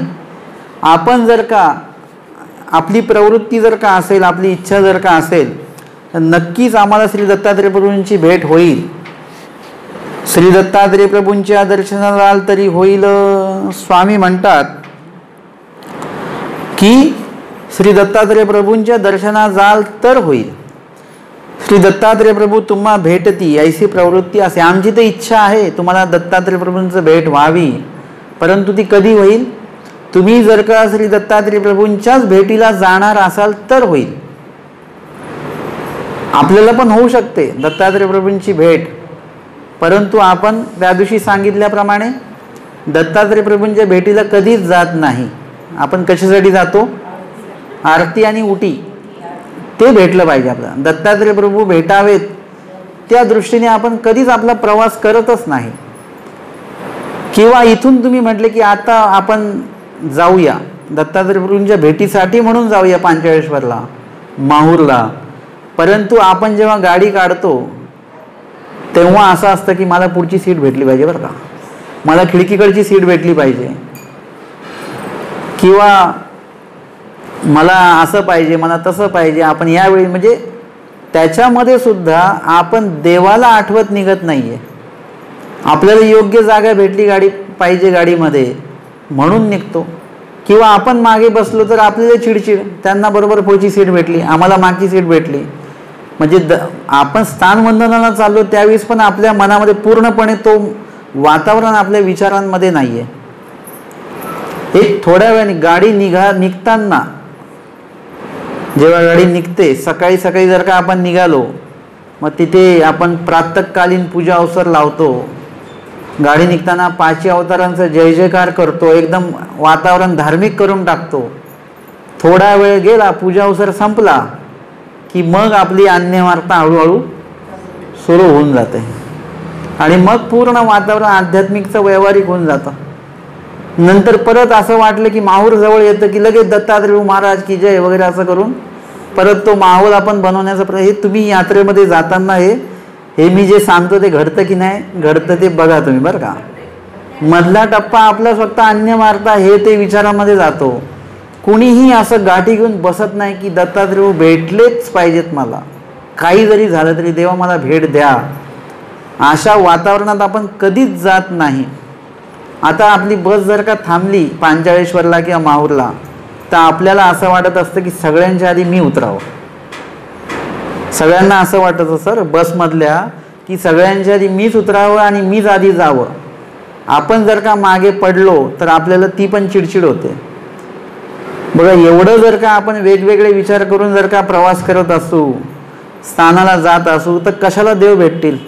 आपण त्या विचारांनी देवाकडे जात नाही. त्या विचारांनी देवाकडे जाता आलं पाहिजे, तर देव भेटणार. नाही तर देवही बघतात की त्या विचाराने नाही आहे त्या. म्हणजे जर का तुम्हाला असं असतं, आम्ही हे बघतो की कोणी जर का म्हटलं आम्हाला की बाबा आम्हाला ती प्रवचनाची रेकॉर्डिंग पाहिजे, आम्ही म्हणतो ठीक आहे नक्कीच. मग आम्ही बघतो हा किती वेळा मागतो आपल्याकडे, त्यानुसार त्याची अर्थता कळते. त्यांनी एकदाच मागून सोडून दिला, पण 1 महिना झाला, परत त्यांनी विषयच नाही काढला. मग आम्ही समजतो यांना काही निरूपणाची आवश्यकता नाही, फक्त त्यांनी औपचारिकता म्हटलं. काही लोक आम्हाला असं म्हणतात, या बरं का बाबा आमच्याकडे. हो ठीक आहे, येऊ नक्कीच. नंतर मग ते एकदाच बोलतात, आम्ही पण एकदाच हो बोलतो, ते एकदाच या म्हणतात, आम्ही एकदाच हो म्हणतो. त्याच्यानंतर परत कधीच ते हो म्हणत नाही. आम्ही परत कितींदा तरी त्यांना भेटतो, कधीच ते म्हणत नाही. म्हणजे त्याच्यावरून लक्षात येतं यांना त्यांनी जे बोलवणं त्यांचं वरवडे आहे का मनापासून आहे हे लक्षात येत असतं. किंवा एकदा जरी तुम्ही बोलवलं तरी सुद्धा एकदा बोलवण्यामध्ये ते आमंत्रण कसं आहे, किती आग्रहपूर्वक आहे हे लक्षात येत असतं. आणि त्याच्यावरून मग पुढच्या गोष्टी ठरतात. तसं परमेश्वर सुद्धा तुम्ही फक्त वरवडेच करत आहात का, सुरुवातीला आणि शेवटीच आमचं नाव घेता, बाकी मधल्या काळामध्ये तर तुमची अन्यवार्ता चालू आहे ना. तुम्ही दत्तात्रय प्रभूंच्या भेटीला चालले तर दत्तात्रय प्रभूंच्या लीळा तुम्ही म्हटल्या नाहीत, ना ऐकल्या आहेत, ना स्मरल्या आहेत, ना चिंतल्या आहेत, ना दत्तात्रय प्रभूंच्या नामाचं स्मरण केलेलं आहे. मधला वेळ तुमचा पूर्णपणे कसा गेला, पोकळ गेला एकदम. आता एकदा जर का मधला वेळ पोकळ गेलेला आहे, नुसतं सुरुवातीला आणि शेवटी तुम्ही नुसतं जय जय केल्याने काय होणार आहे? जय केल्याने काही होत नाही. जय फक्त मुखावाटे असतो. अंतकरणातनं जे असतं ते नाम असतं. मुखाने तुम्ही जय नाही म्हटलं तरी चालेल, पण अंतकरणामध्ये नाम जो आहे, नामाचा जे काही स्मरण आहे ते अंतकरणामध्ये कुठेतरी चालू असलं पाहिजे. आणि मग पुढच्या ज्या क्रिया आहेत त्या बरोबर लेखी लागणार आहेत. म्हणून स्वामींनी काय प्रश्न केलेला आहे, म्हणजे स्वामींनी काय वाक्य उच्चारलेलं आहे. लीळाचरित्र वाचताना एक एक वाक्य वाचायचं, एक एक शब्द वाचायचा, त्याचा अर्थ असतो. आमचे स्वामी म्हणतात, श्री दत्तात्रय प्रभूंच्या दर्शना जाल तरी होईल. त्यांच्या दर्शनासाठी जर जात असाल तर मग दर्शन होईल. पण तुम्ही असंच जात असाल आणि मध्ये तुम्हाला जर का वेगळं काम काय आठवलं, आता असं असतं ना की बाबा आपण चाललो पांचळेश्वरला, इथून निघालो, मध्ये काय लागलं औरंगाबाद, मग आपण काय म्हणतो, आमचे औरंगाबादला नातलग आहेत, आपण त्यांच्याकडे जाऊन भेटून घेऊया, आपण येताना तिकडून जायचं आपल्याला. त्यांची कधी भेट होते आणि काय होते, एकदा त्यांनाही भेटून घ्यावं म्हणजे पुढे जाता येतं. म्हणजे तुम्ही आले कशासाठी, स्थान दर्शनाला आले की ते नातलगांना भेटायला, म्हणजे कामात काम चाललंय आपलं. म्हणून कुणीतरी काय म्हटलं की स्थान दर्शन एकदा वंदन केलं की सरळ घरी यायचं. तुम्ही दुसऱ्याच्या घरी गेले की तुमचं ते पुण्य गोमटं कुठे जातं, असं काही नसतं बरं का. पण ज्यांनी कोणी सांगितलंय ना ते बरोबर सांगितलंय. मी असं चिंतन केलं, हे कोणी सांगितलं असावं बरं, की आपण स्थान वंदन करून आलो, गोमटं घेऊन आलो आणि ज्याच्या नातलगाच्या घरी गेलो की ते गोमटं नातलगाला लागतं. हे खोटं आहे बरं का. परंतु मी म्हटलं की ज्यांनी कोणी सांगितलंय त्यांनी बरोबर डोकं लावलेलं आहे. त्यांनी सांगितलं चुकीचं, पण त्याच्यातनं क्रिया जी होणार आहे ती योग्य होणार आहे बरं का. कारण की तुम्ही स्थान केलं की कुठंच जाणार नाही, तुम्ही सरळ घरी येणार. स्थान गेलं की सरळ घरी. तुम्ही म्हटले सिन्नरला तुमचे नाही, सिन्नरला असो नातलग, पण त्यांच्याकडे जायचं नाही, आपण आपल्या घरीच जायचं. म्हणजे तुम्ही तुमचं गोमटं घेऊन येता म्हणजे काय, तुम्ही सिन्नरचं स्थान केलं शेवट आणि नंतर तुम्ही नातलगाकडे गेलात तर मग तिथे कुठल्या गप्पा होणार, सगळ्या नात्याच्याच गप्पा होणार. म्हणजे तुमच्या स्थानाच्या लीळा बिळा 8 दिवसाच्या सगळं संपला विषय. एकदा नातलग भेटले की आपण सगळं विसरून जातो आणि तेच डोक्यामध्ये राहतं आणि मग तिथून घरी निघतो. आणि मग आपला विषय काय असतो, स्वामींचा मुक्काम 10 महिने होता बरं का इथे. स्वामींच्या इथे बटोबासांची भेट झाली, महादाईसांची भेट झाली, असा विषयच नसतो. कसं होईल त्यांच्या तब्येतीचं, लवकर लग्न झालं पाहिजे त्यांच्या मुलाचं, हा विषय घेऊन आपण घरी येतो. आणि जर का तुम्ही सरळ स्थान वंदन करून जर का घरी येत असाल तर तुम्ही त्या 14 चौकडीच्या वाड्यामध्ये स्वामींचं जे काही भिलमठामध्ये आमच्या स्वामींचा मुक्काम होता 10 दिवस, तिथले स्थानं करून जर का तुम्ही निघालात तर तिथले स्थानं तुमच्या डोळ्यापुढे राहतील, तिथल्याच लीळा तुमच्या डोळ्यापुढे राहतील की तोच तो खांब आहे जिथे ज्या खांबाच्या मागे लपून आमचे स्वामी म्हणतात की येत चांगले रॉळ नाही ना बांगदे रॉळ नाही, एक म्हातारीचे ते गावामाई. हेच वाक्य तुम्हाला आठवणार. स्वामींनी त्यांना भेट दिली नाही, आपल्याला पण स्वामींनी भेट दिली नाही. हेच वातावरण, हीच लीळा घेऊन तुम्ही घरी याल. पण चुकून जरी नातलगाकडे गेलात सिन्नरची लीळा थांबली तिथे, मग तिथे प्रापंचिक सगळ्या गोष्टी घेऊन तुम्ही घरी येणार. अशा पद्धतीने असं होतं म्हणून ते कुणीतरी सांगितलेले कुणाच्याही घरी जायचं नाही आणि ते तुमचं गोमटं त्यांच्याकडेच राहून जातं. हे पण बरोबरच आहे, कारण की तुम्ही जे स्थानवंदनाचं जो तुमचं वातावरण आहे ते तुम्ही त्यांच्या घरी सोडून देता आणि त्यांच्याकडचं जे प्रापंचिक वातावरण आहे, दुःख आहे, ते तुम्ही घेऊन पुढे निघता.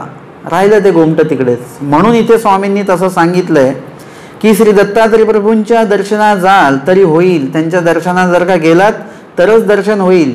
श्री दत्तात्रय प्रभू तुम्हा भेटती ऐशी प्रवृत्ती असे आणि ते त्यांनी तुम्हाला भेटावं, त्यांनी तुम्हाला दर्शन द्यावं आणि तुम्हाला दर्शन व्हावं अशी आमची प्रवृत्ती आहे. तुम्ही जेव्हा चांगलं करण्याची इच्छा बाळगता तेव्हा परमेश्वर सुद्धा तुमच्या बाबतीमध्ये ते चांगलं व्हावं अशी इच्छा, अशी प्रवृत्ती देवाची सुद्धा असते. देव असं कधीच म्हणत नाही की यांना होऊ नये.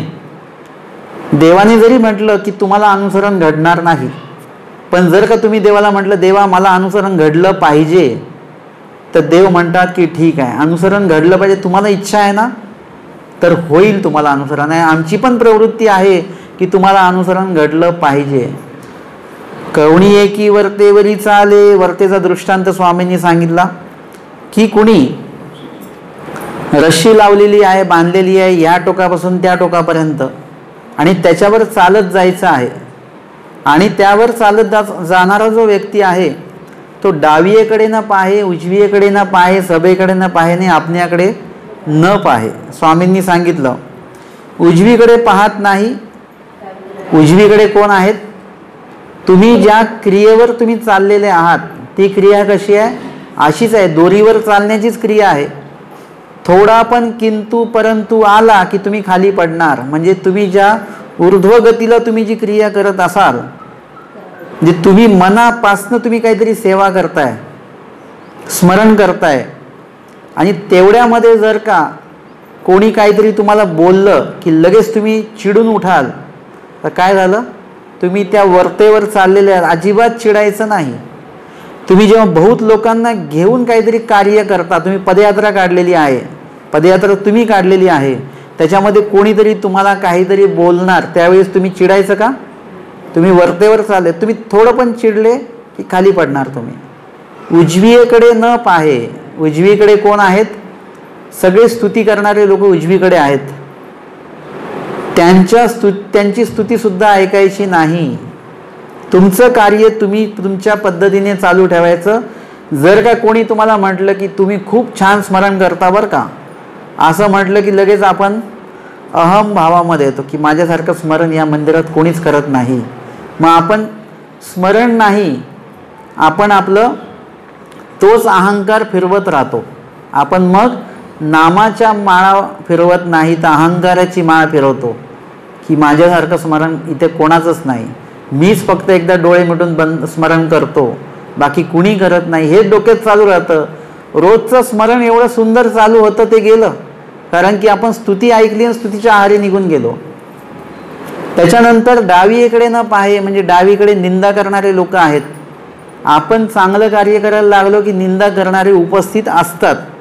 चांगले बोलणारे पण असतात, निंदा करणारे पण असतात. तर निंदेकडे सुद्धा लक्ष जर का तुम्ही दिलं की तुमचं खच्चीकरण होतं.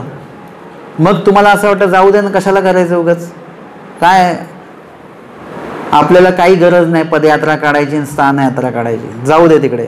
म्हणजे आपण त्याला बळी पडल्यामुळे आपला तो विधी पण गेला. सभेकडे न पाहे, म्हणजे काही लोक तटस्थ असतात. तुम्ही किती चांगलं काम केलं की तरी ते तुमची स्तुती करत नाहीत. बाकीचे लोक काय म्हणतात, वा खूप छान बरं का. काही लोकांना विचारलं कसं झालं प्रवचन, ठीक आहे, त्यांची काही प्रतिक्रियाच नसते, ठीक आहे. ती प्रतिक्रिया ऐकून आपल्याला काय होतं, मला वाटतं काय बघा, आम्ही एवढं करून सुद्धा यांची काहीच प्रतिक्रिया नाही आहे. जाऊ दे ना, आपल्याला काय पडलेलं आहे. सभेकडे न पाहे म्हणजे अनुकूल लोकांकडे बघू नका, प्रतिकूल लोकांकडे बघू नका, उदास लोकांकडे बघू नका.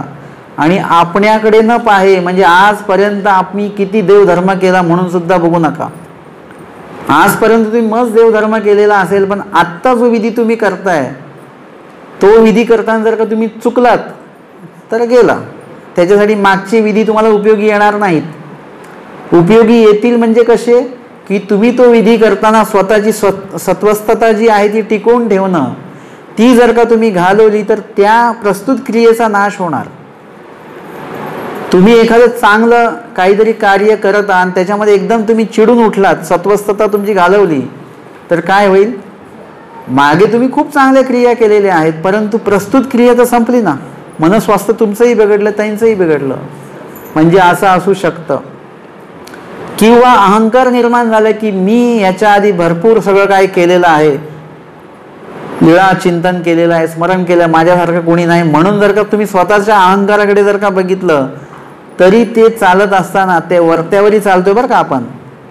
आता तुम्ही इमॅजिन करा असं की आपण त्या रश्शीवर चालतोय. त्या रश्शीवर चालताना तुम्हाला इकडे तिकडे बघण्याची मुभा आहे का. चालताना बघा तुम्ही कसं चालता. मग थोडंसं तुम्हाला वेगळं उदाहरण देईल की आता चिखल आहे सगळीकडे आणि तुम्हाला त्याच रस्त्याने जायचं, चिखलातनं जायचं आहे. चिखलातनं तुम्ही जाऊ शकता का. नाही. मग तिथे काय केलेलं असतं, कुणीतरी विटा ठेवलेल्या असतात आधीच. आता त्या विटांवरून पाय देऊन आपल्याला त्या चिखलाच्या पलीकडे जायचं आहे. अशा वेळेस त्या चिखलातनं त्या विटेंवर पाय देताना तुम्ही इकडे तिकडे बघत चालता का. तुमचं लक्ष कशावर असतं, त्या विटेंवरच असतं. बाकी कोणी तुम्हाला काही जरी बोललं तरी तुम्ही त्याच्याकडे लक्ष देत नाही. तुम्ही विटेंवर पाय देत बरोबर चिखलाच्या पलीकडे तुम्हाला जायचं आहे. तसं वरतेवरही चालण्याचं, दोरीवर चालायचं आहे. कोणी काही जरी बोलत असेल तर तिकडे लक्ष नसतं द्यायचं. आपला तोल सांभाळायचा, पाय बरोबर टाकायचा आणि पुढे चालायचं. त्या दिवशी मी सत्संगाला चालले होतो पायी पायी आणि तिकडे हा खेळ मी बघितला. मुंबईमध्ये एक लहान मुलगी होती 5-7 वर्षाची, ती त्या दोरीवरून चालत होती आणि ती अशी सरळ चालत गेली आणि परत मागे मागे पण म्हणजे उलटी पण चालत आली. मी ते थोड्या वेळ असं बघितलं की अरे हाच तर दृष्टांत आमच्या स्वामींनी सांगितलेला आहे की चालताना कितीतरी गाड्या घोड्या सगळं काय आहेत. कुणी लोक पैसे देतात, कुणी नाही देत, कुणी काहीतरी निंदाटे करून जातं, कुणी वाहवा करून जातं. परंतु त्या मुलीचं लक्ष एकच आहे की याच्यावरून मला चालत जायचं आहे आणि चालत परत उलटं यायचं आहे आणि पडायचं नाही आहे. माझं साध्य मला साध्य करायचं आहे, एवढंच उद्दिष्ट घेऊन त्याच्यावर चालायचं असतं. तुम्ही एकदा त्याच्यावरून निर्दोषपणे तुम्ही चालत गेलात तर त्याची काय बक्षिशी मिळायची ती भेटणारच आहे नंतर. परंतु आत्ता तुमचं लक्ष एवढंच असलं पाहिजे. आणि म्हणून हा दृष्टांत आमच्या स्वामींनी सांगितला. आईसी ते आईले सेवटुनी पहिला सेवटा जाय, मग तियेसी वर्त साधे, कुणाकडेच लक्ष न देता या टोकावरून जर का त्या टोकापर्यंत जर का ती व्यक्ती जी आहे वरतेवरती चालणारी ती जर का त्या उद्दिष्टाने चालली तरच ती पलीकडच्या टोकाला ती पोचते. तियेसी दाय पसाय होती आणि तरच तिला बक्षिशी काहीतरी मिळते. ना त्याची जरी डावीकडे पाहे ना उजवीकडे पाहे, आपण्याकडे पाहे सभेकडे पाहे ते पडे. आणि तेच जर का तिने त्याच्यावर लक्ष केंद्रित न करता डावी उजवी सभेकडे आणि आपण्याकडे जर का पाहून ते चालले तर काय होईल. ते पडे म्हणजे ती खाली पडणार. तियेचे हाड गुड नुरेती म्हणजे तिचे हातपाय सुद्धा काय होऊ शकते, इजा होऊ शकते त्याला. आता आईसेची निगा म्हणजे स्वामींनी दृष्टांत सांगितला. या दृष्टांतातनं स्वामींना काय सांगायचं आहे, तुम्ही या टोकावरून त्या टोकाला चाललात म्हणजे आमच्या सन्निधानातनं श्री दत्तात्रय प्रभूंच्या सन्निधानामध्ये चाललेले आहात. तर आता तुम्हाला लोक भेटतील, उजवीकडचे लोक म्हणतील वा वा, आत्तापर्यंत कोणाच्या डोक्यात नाही आलं दत्तात्रय प्रभूंच्या भेटीला जायचं. तुमच्या डोक्यात आलं, तुम्ही खरंच दैवाचे भाग्याचे वगैरे वगैरे, त्याचा तुम्हाला अहंकार नाही आला पाहिजे. डावीकडचे लोक काय म्हणतील, अहो कशाला जाता, स्वामी तर म्हणाले अमोघ दर्शन आहे, दर्शन होणं कठीण आहे, उगाच कशाला स्वामींच्या सन्निधानीच राहा, कशाला तिकडे जाता, तुम्हाला शक्य आहे का. आजपर्यंत कोणाला शक्य नाही, तुम्हाला कुठे होणार. ते खचवू शकतात, त्यांच्याकडे लक्ष देऊ नका. काही लोक म्हणतील काय माहिती होईल की नाही होईल यांना, म्हणून त्यांनी उदासीनता दर्शवली, त्यांच्याकडे बघू नका. किंवा स्वतःच्या अहंकाराकडे बघू नका.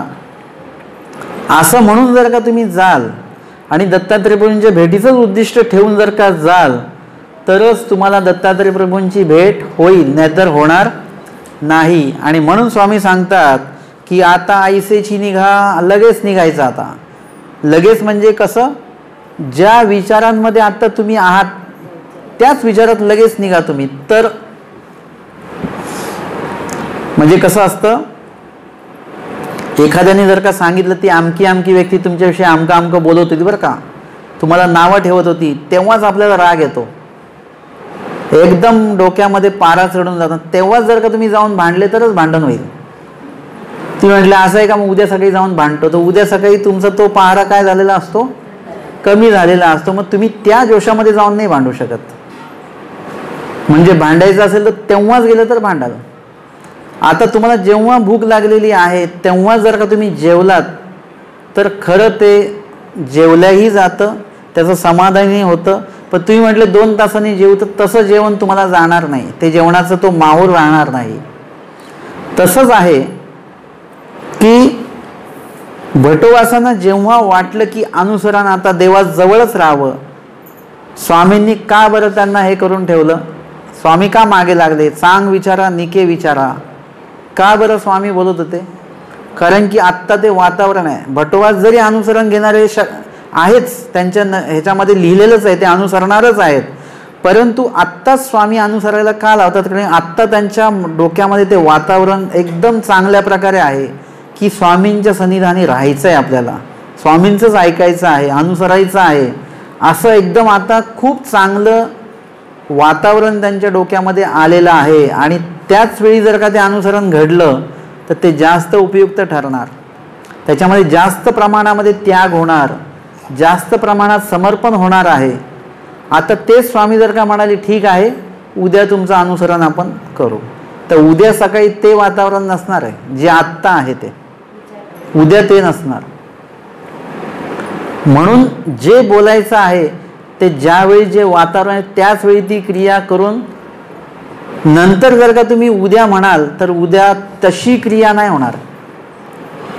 कुणीतरी अनुसरण घेत होते, त्यांचे आई वडील म्हणाले की नाही आत्ता अनुसरण नाही देतं, त्याला 1 महिन्यानी द्यायचं, आम्ही 1 महिने त्याला घेऊनही अनुसरण देऊ. एक जण म्हणाले ठीक आहे तुम्ही आज अनुसरणाला अडथळा ठरतायत, पण 1 महिन्याने तुम्ही घेऊन येणार ही चांगली गोष्ट आहे, पण आज त्याची अनुसरण घेण्याची आजची जी तळमळ आहे ती 1 महिन्यानी असेल का? उद्या 1 महिन्यात त्याचं मन बदललं, विचार बदलले, तळमळ बदलली, समर्पण बदललं, तर आज जे 90% योग्यता होणार आहे ती उद्या 10% योग्यता होऊ शकते. म्हणून आज जर का जे वातावरण त्याच वेळी ते दिलं गेलं पाहिजे. मग आत्ता तुम्हाला वाटतं ना दत्तात्रय प्रभूंच्या भेटीला जावं, आत्ता वाटतंय ना, तर लगेच निघा. आपण पण जर का निरूपणाचं मध्ये अनुसरण ऐकतोय आणि असेच जर का निरूपण समजेल लगेच आपण निघालो अनुसरणाला, तर होऊन जाईल तुमचं अनुसरण. उपाय सांगितला तुम्हाला मी. आणि जर का तुम्ही म्हणाले आज संख्या कमी आहे, गेले काय अनुसरणाला कोणी जर का तुम्ही म्हणाले की आपण 1 महिन्याने घेऊ, मग 1 महिन्याने ते वातावरण नसतं. मी असं म्हणत नाही की लगेच जा म्हणून आता, परंतु जे वातावरण निर्मिती झालेली आहे ते काय करा तुम्ही, ते तेवट म्हणजे त्याची जे पेटलेलं आहे वातावरण ते प्रज्वलित करून ठेवा, त्याला विजू देऊ नका. अशा पद्धतीने कधीतरी अनुसरण आपल्याला घडेल आपल्याकडे. आणि मग स्वामी म्हणतात ऐसेची निघा पेणो वेणा जावे, म्हणजे मुक्काम दर मुक्काम, एका गावाला एकच मुक्काम करायचा. मार्गी उपेने न करावे, म्हणजे एका गावाला 2 मुक्काम करायचे नाहीत. संबंधियांच्या गावा न वचावे सांगितलेलं आहे बरं का इथे. नातलगांच्या घरी जायचं नाही. एकी भिक्षा ने घावी, म्हणजे 5-4 घरं 2 घरं भिक्षा मागून खायचं, एका घरी जेवायचं नाही. ऐसिया परी माता पुरा जावे, म्हणजे अशा पद्धतीने अशा नियमानेच तुम्हाला कुठे जावं लागेल, परमेश्वर मातापुराला जावं लागेल. पहिले घाटातळी संन्यासाचे निवेखे भेटती ते तुमते पुसती तुम्ही के जात असा. म्हणजे पहिले संन्यास वेशामध्ये कोणीतरी तुम्हाला भेटतील आणि ते भेटतील तुम्ही कुठे जात आहात आणि तुम्ही म्हणाल की आम्ही श्री दत्तात्रय प्रभूंच्या भेटीला चाललेलो आहोत. मग ते म्हणतील की श्री दत्तात्रय प्रभू ते आम्हीची म्हणजे दत्तात्रय प्रभू आम्हीच आहोत बरं का, तुम्ही ज्यांच्या भेटीला चाललेत. ऐसे म्हणती परी ते नव्वती, परंतु ते दत्तात्रय प्रभू नसणार आहेत. पण ते म्हणतील, पण तुम्ही त्यांच्या शरण जायचं नाही. दुसऱ्या घाटातळी ब्राह्मणाचे निवेखे भेटती ते म्हणती आम्ही श्री दत्तात्रय प्रभू परी ते नव्वती. नंतर पुढे पहिले संन्यासाचे वेशे भेटतील, पुढे कशाच्या वेशाने ब्राह्मणाचे वेशे भेटतील तुम्हाला आणि ते म्हणतील आम्ही दत्तात्रय प्रभू आम्हीच आहोत, परंतु ते सुद्धा दत्तात्रय प्रभू नसणार आहेत. मग घाटाचा माथा मेरुवाळाची पाळी, म्हणजे घाटाच्या माथ्याला घाट जिथून सुरू होणार आहे मेरुवाळाची पाळी, मेरुवाळा तलावाच्या त्या काठाला दारबठा गोंधळा पुढे, गोंधळाचं ते कुठलं देऊळ असणार आहे. सोंडुका वाते म्हणजे त्या ठिकाणी काहीतरी वाद्य वाजवत, निळीची अंगी निळीचाची चळना म्हणजे वेश जो आहे तो निळ्या कपड्यांचा असणार आहे. निळीचे टोपरे श्रीमुकुटामध्ये, कवड्याचे आभरण म्हणजे कवड्याचे अलंकार त्यांच्या गळ्यामध्ये असतील आणि ते म्हणतील आम्ही श्री दत्तात्रय प्रभू नव्हो, आम्ही दत्तात्रय प्रभू नाही बरं का.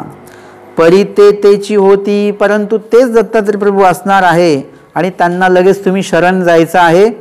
ऐसा गोसावी तयासी विधी विहिला, स्वामींनी आमच्या अशा पद्धतीने त्यांना विधी जो आहे तो विहित केला असं त्यांना सांगितलं आणि त्यांनी तो विधी ऐकला आणि ते म्हणतात हो काजी. म्हणूनही गोसावी अशी दंडवत घातले, श्रीचरणा लागले, मग तैसेची निघाले, लगेच निघाले. स्वामींची आज्ञा घेतली. कटकाची वाटा हाटांतून निघाले, बाजारातनं निघालेले आहेत.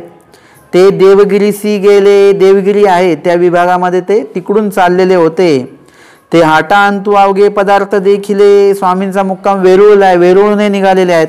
तिकडे मध्ये दौलताबाद देवगिरी सगळं ते लागतं, तिकडून ते चालले. तर मध्ये बाजार लागला आणि बाजार लागल्यानंतर हाटांतू अवघे पदार्थ देखिले, बाजारात सगळे पदार्थ त्यांनी पाहिले. आता बाजार असतो ना, आता आपण कुठे चाललोय, प्रवचनाला चाललोय आणि प्रवचनांना घरी चाललोय, आपल्याला घ्यायचं काय नाही. काल परवाच्या बाजारात आपण सगळं घेऊन ठेवलेलं आहे, तरी पण बाजारातनं जाताना आपण सरळ जातो का? असं आपण ते बघतच जातो काय काय आहे काय काय नाही आहे. आणि आपण ते कांदे घेतलेले आहेत घरी, तरी पण उगाचच कांद्याचा भाव विचारतो आणि आज तो कांद्याचा भाव 2 रुपयांनी कमी असतो. आपण म्हणतो उगाचच घेतले त्या दिवशी, आज घेतले पाहिजे होते. घ्यायचं काय नाही आहे, परंतु आपण बघत जातो आणि त्याच्यामध्ये गुंतत राहतो त्या बाजार हाटामध्ये. यांनी पण ते बाजार हाट बघितला, त्या बाजार हाटामध्ये ते गुंतले आणि पदार्थ बघत चालले. आणि पदार्थ काय दिसले? गाठिया, मुदिया, कडदोरे, चोळिया, तोड, भातुकी, खाजे घेतले. नुसते पदार्थ पाहिले नाही तर घेतले सुद्धा. गाठ्या घेतल्या, ती गोडी शेव असते ती. मुदिया ते घेतले, कडदोरे ते घेतले, चोळिया म्हणजे तो कपडा घेतला, तोड नावाचा काही दागिना आहे तो घेतला, भातुकी म्हणजे मध्यंतरी खाण्याचे जे पदार्थ आहे, भातुकी आणि खाजे हे मध्यंतरी खाण्याचे पदार्थ, असं काही सडर त्यांनी घेतलं. गावासी कोणा हाती खाजे पाठवू, इथूनच आपलं गाव कुठलं? दावलवाडी इथूनच जवळ आहे. तर कुणाच्या तरी हाते आपण काय करूया? तो पदार्थ देऊया. आपल्याला गावाला जायचं नाही आणि देवानी काय सांगितलं? संबंधियाच्या घरा नवाचावे. पण ते जरी नाही गेले, पण त्यांचे विचार, त्यांचं मन, त्यांची आसक्ती मात्र ती गावाला पोहोचली. म्हणून त्यांनी काय केलं? ते सगळं साहित्य घेतलं. आपल्याला जायचं नाही, पण तिकडून कोणतरी इथे बाजाराला आलेलेच असतील, त्यांच्या हाती आपण काय करूया? ते पदार्थ आपल्या सोयऱ्याच्या घरी पाठवूया. सोयऱ्याचा गाऊ ना गावासी जाऊ परवाही देव. हे सोयऱ्याचं गाव आहे, मुलगी वगैरे काही दिलेली असेल आणि त्या ठिकाणी आपण गावात तर जायचं नाही, उपरवाही म्हणजे बाहेरच्या बाहेर आपण कोणाच्या तरी हाताने देऊन टाकू ते. मग निगो कोण जाणे आता काही येणे होईल, मग जाऊ आपण पुढे त्यांच्याकडे देऊन. भेट तर होणार नाही, पण भेट वस्तू मात्र देता येईल. न जाणो परत कधी येतो नाही येतो, जगतो मरतो आपण काय होतं. मा काही भेटोनी, आणि कुठे भेट होणार आहे. आजकालसारखं थोडी ते व्हिडिओ कॉल वगैरे करता येतो काही. आता तर आपले नातलं कुठे जरी टोकाला असले तरी ते रोज बोलता येतं, त्यांना बघता येतं, फोनवर बोलता येतं. त्या काळात तसं नव्हतं बरं का. एकदा जर का तुमची मुलगी किंवा काय नातलग एका टोकाला राहत असतील तर जर का तुम्ही आत्ता भेटले तर नंतर परत कधी भेट होईल सांगता येत नाही. एक तर जो भेटणारा माणूस तो मरेल, किंवा ज्याला आपण भेटायला चाललो तो तरी कधीतरी मरून जाईल. त्याच्या मृत्यूची बातमी यायला पण 8, 10, 15 दिवस लागायचे. म्हणजे काहीच कसलं काही कळत नव्हतं. म्हणून ते म्हणतात आता आलेलो आहे तर भेटून घ्या. तरी लेकुरवासी खाजे पाठवू. आणि जर का त्यांना कळलं की आमचे नातलग येऊन गेले, भेटून गेले, पण लहान मुलांसाठी एवढासा खाऊसुद्धा त्यांनी पाठवला नाही, तर एक व्यावहारिकता आहे. ज्यांच्या घरी आपण चाललेलो आहोत त्यांच्यासाठी म्हणा किंवा त्यांच्या मुलांसाठी आपण काहीतरी खाऊ घेऊन जात असतो. तो खाऊ त्यांना पाठवून दे मुलांना. म्हणून सोयरियाचा गाऊ वाटेसी होता, डाऊवाडीयेसी गेले ते उपरवाईये भेटले. बाजूलाच गाव होतं दाऊलवाडी, आणि ते त्या गावाच्या आसपास गेले. उपरवाईया भेटले. धरा हो हे खाजे आमचा घरी द्या. कोणाला तरी विचारलं तुम्ही अमक्या गावाचे आहात का? ते हो. मग ते म्हणाले की बाबा तुम्ही अमक्या अमक्याला ओळखता का? म्हणे हो, आमच्या जवळच राहतात ते. मग असं करा, हे साहित्य त्यांच्यापर्यंत पोचवा आणि त्यांना सांगा तुमचे अमके अमके आलेले होते, त्यांनी हे तुम्हाला पाठवलेलं आहे, नमस्कार सांगा वगैरे. धरा हो हे खाजे आमचा घरी द्या. आता ते जे घेणारे लोक होते ते म्हणे तुम्ही कोण आहात? त्यांचे अमके अमके आहात का? अहो मग तुम्ही आता एवढे जवळ आलेले आहात तर तुम्ही काय करा, तुम्हीची का साऊमे नाही. आता इथून जवळच आहे ना, आर्णीहून जवळच आहे गाव. तुम्ही इथपर्यंत आलेले आहात तर त्यांच्या घरी यायला तुम्हाला काय थोडंसंच यायचं आहे. ते म्हणतात ना आम्हासी गोसावी विधी विहिला असे. देवाने आम्हाला सांगितलं संबंधियाच्या घरी जाऊ नये, म्हणून आम्ही जात नाही. ऐसेची अंगणी उभे ठाका. ते म्हणे अहो ठीक आहे, बरोबर आहे, परंतु बघा परत कधी भेट येणार का तुम्ही इथे? आता आलेले आहात, 2 पावलं फक्त यायचं आहे. तुम्हाला जर का घरात यायचं नसेल तर येऊ नका, अंगणातनंच द्या, बाहेरूनच ते साहित्य द्या, पण कमीत कमी तुमचा चेहरा त्यांना दाखवा, त्यांना भेट द्या. तुम्ही त्यांना बघा, ते तुम्हाला बघतील, बघणं तर होईल.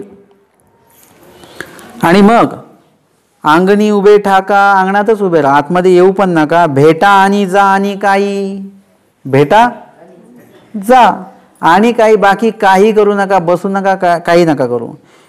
आणि मग त्यांनाही पटलं, हे म्हणतात ते बरोबर आहे, संबंधीच्या घरानं वचावे, बरोबर आहे, आपण अंगणातनंच द्यायचं.